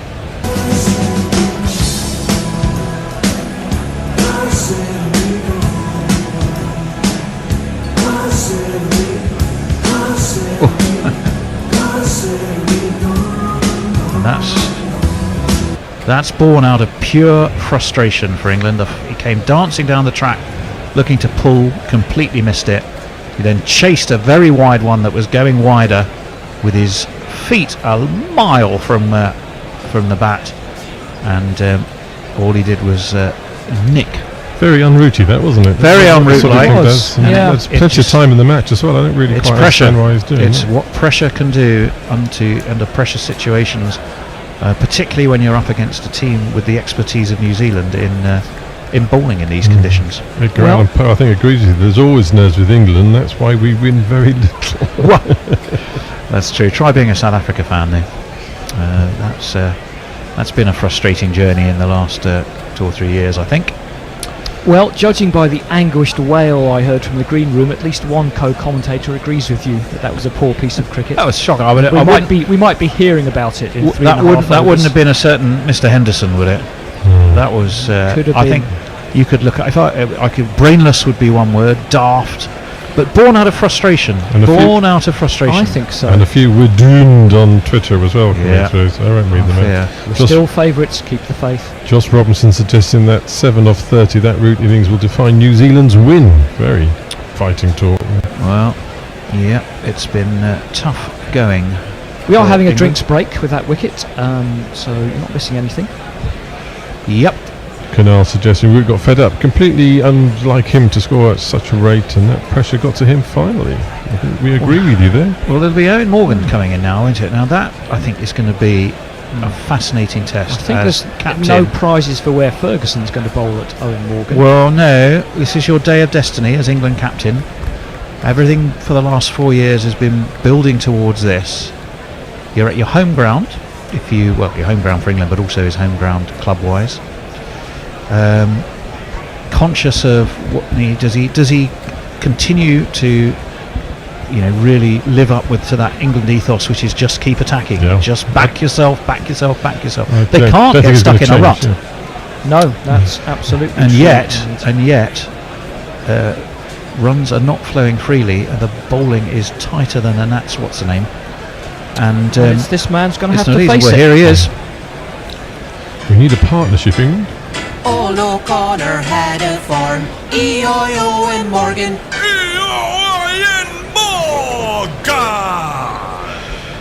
59 for 2. Morgan, the new man at the crease. He will be facing Colin de Grandhomme, who has 3 balls left of the 17th over. We're in the second power play. Best of 148, of course, for Owen Morgan. Against Afghanistan. Yeah. And all of those sixes. I don't think we'll be seeing that today.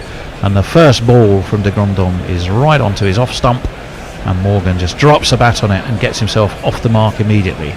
Very noticeable there for Morgan, and probably for Root too, how close the ring fielders are for de Grandhomme. They don't want anybody dropping and running. They want you to have to try and play a shot at this nibbly bowling. Well, they'll feel that psychologically, Root was got out psychologically as much as he was got out by the final outswinger that was a million miles away from the stumps. It was a mind games delivery, and Bairstow shows his captain, who is still there. Somehow, despite any number of inside edges that could have clattered into his stumps, he's showing the grits, the guts, and spit in his eye. Matt Sell just suddenly misquote Johnny Cash. Just asking, is the root swing at the 2019 version of a Gatting reverse swing? Maybe not in that category. In comes de Grandhomme again. Forward comes Bairstow. De Grandhomme fields. It's like watching no Test run. cricket, isn't it? Perhaps Butler can come in and do something like that, or perhaps Joss Butler is due an innings. Well, this is what people are chance to saying. be a 60 hero. for 2. I think Kunal has the answer. He says Moeen Ali is the answer to everything, surely. What? Where were New Zealand at this stage? About the same. I don't think they're very different. Possibly a few more for 1. So yeah, I think so. In front. I think so. 1 for 9 for de Grandhomme off his 4. Morgan's off the mark, and he will be facing the next over. Swing it both ways. 182 needed from 33 overs. Suggesting this is basically the same game as the semi against the Australia. Yes, but sadly in reverse. No, I don't know. If you're talking about the semi England played against Australia, not at all. Because England were about 120 for naught at this stage. Yes, they were. Ferguson's going to continue. Morgan is up onto his toes. There's a ring of 3. Yeah. A ring of fire. To quote Johnny Cash again, that's the second time he's popped up in the last 2 minutes. How many more references? I don't know. You're the singer. I had gravel in his guts and spit in your eye, and all of a sudden there's a ring of fire.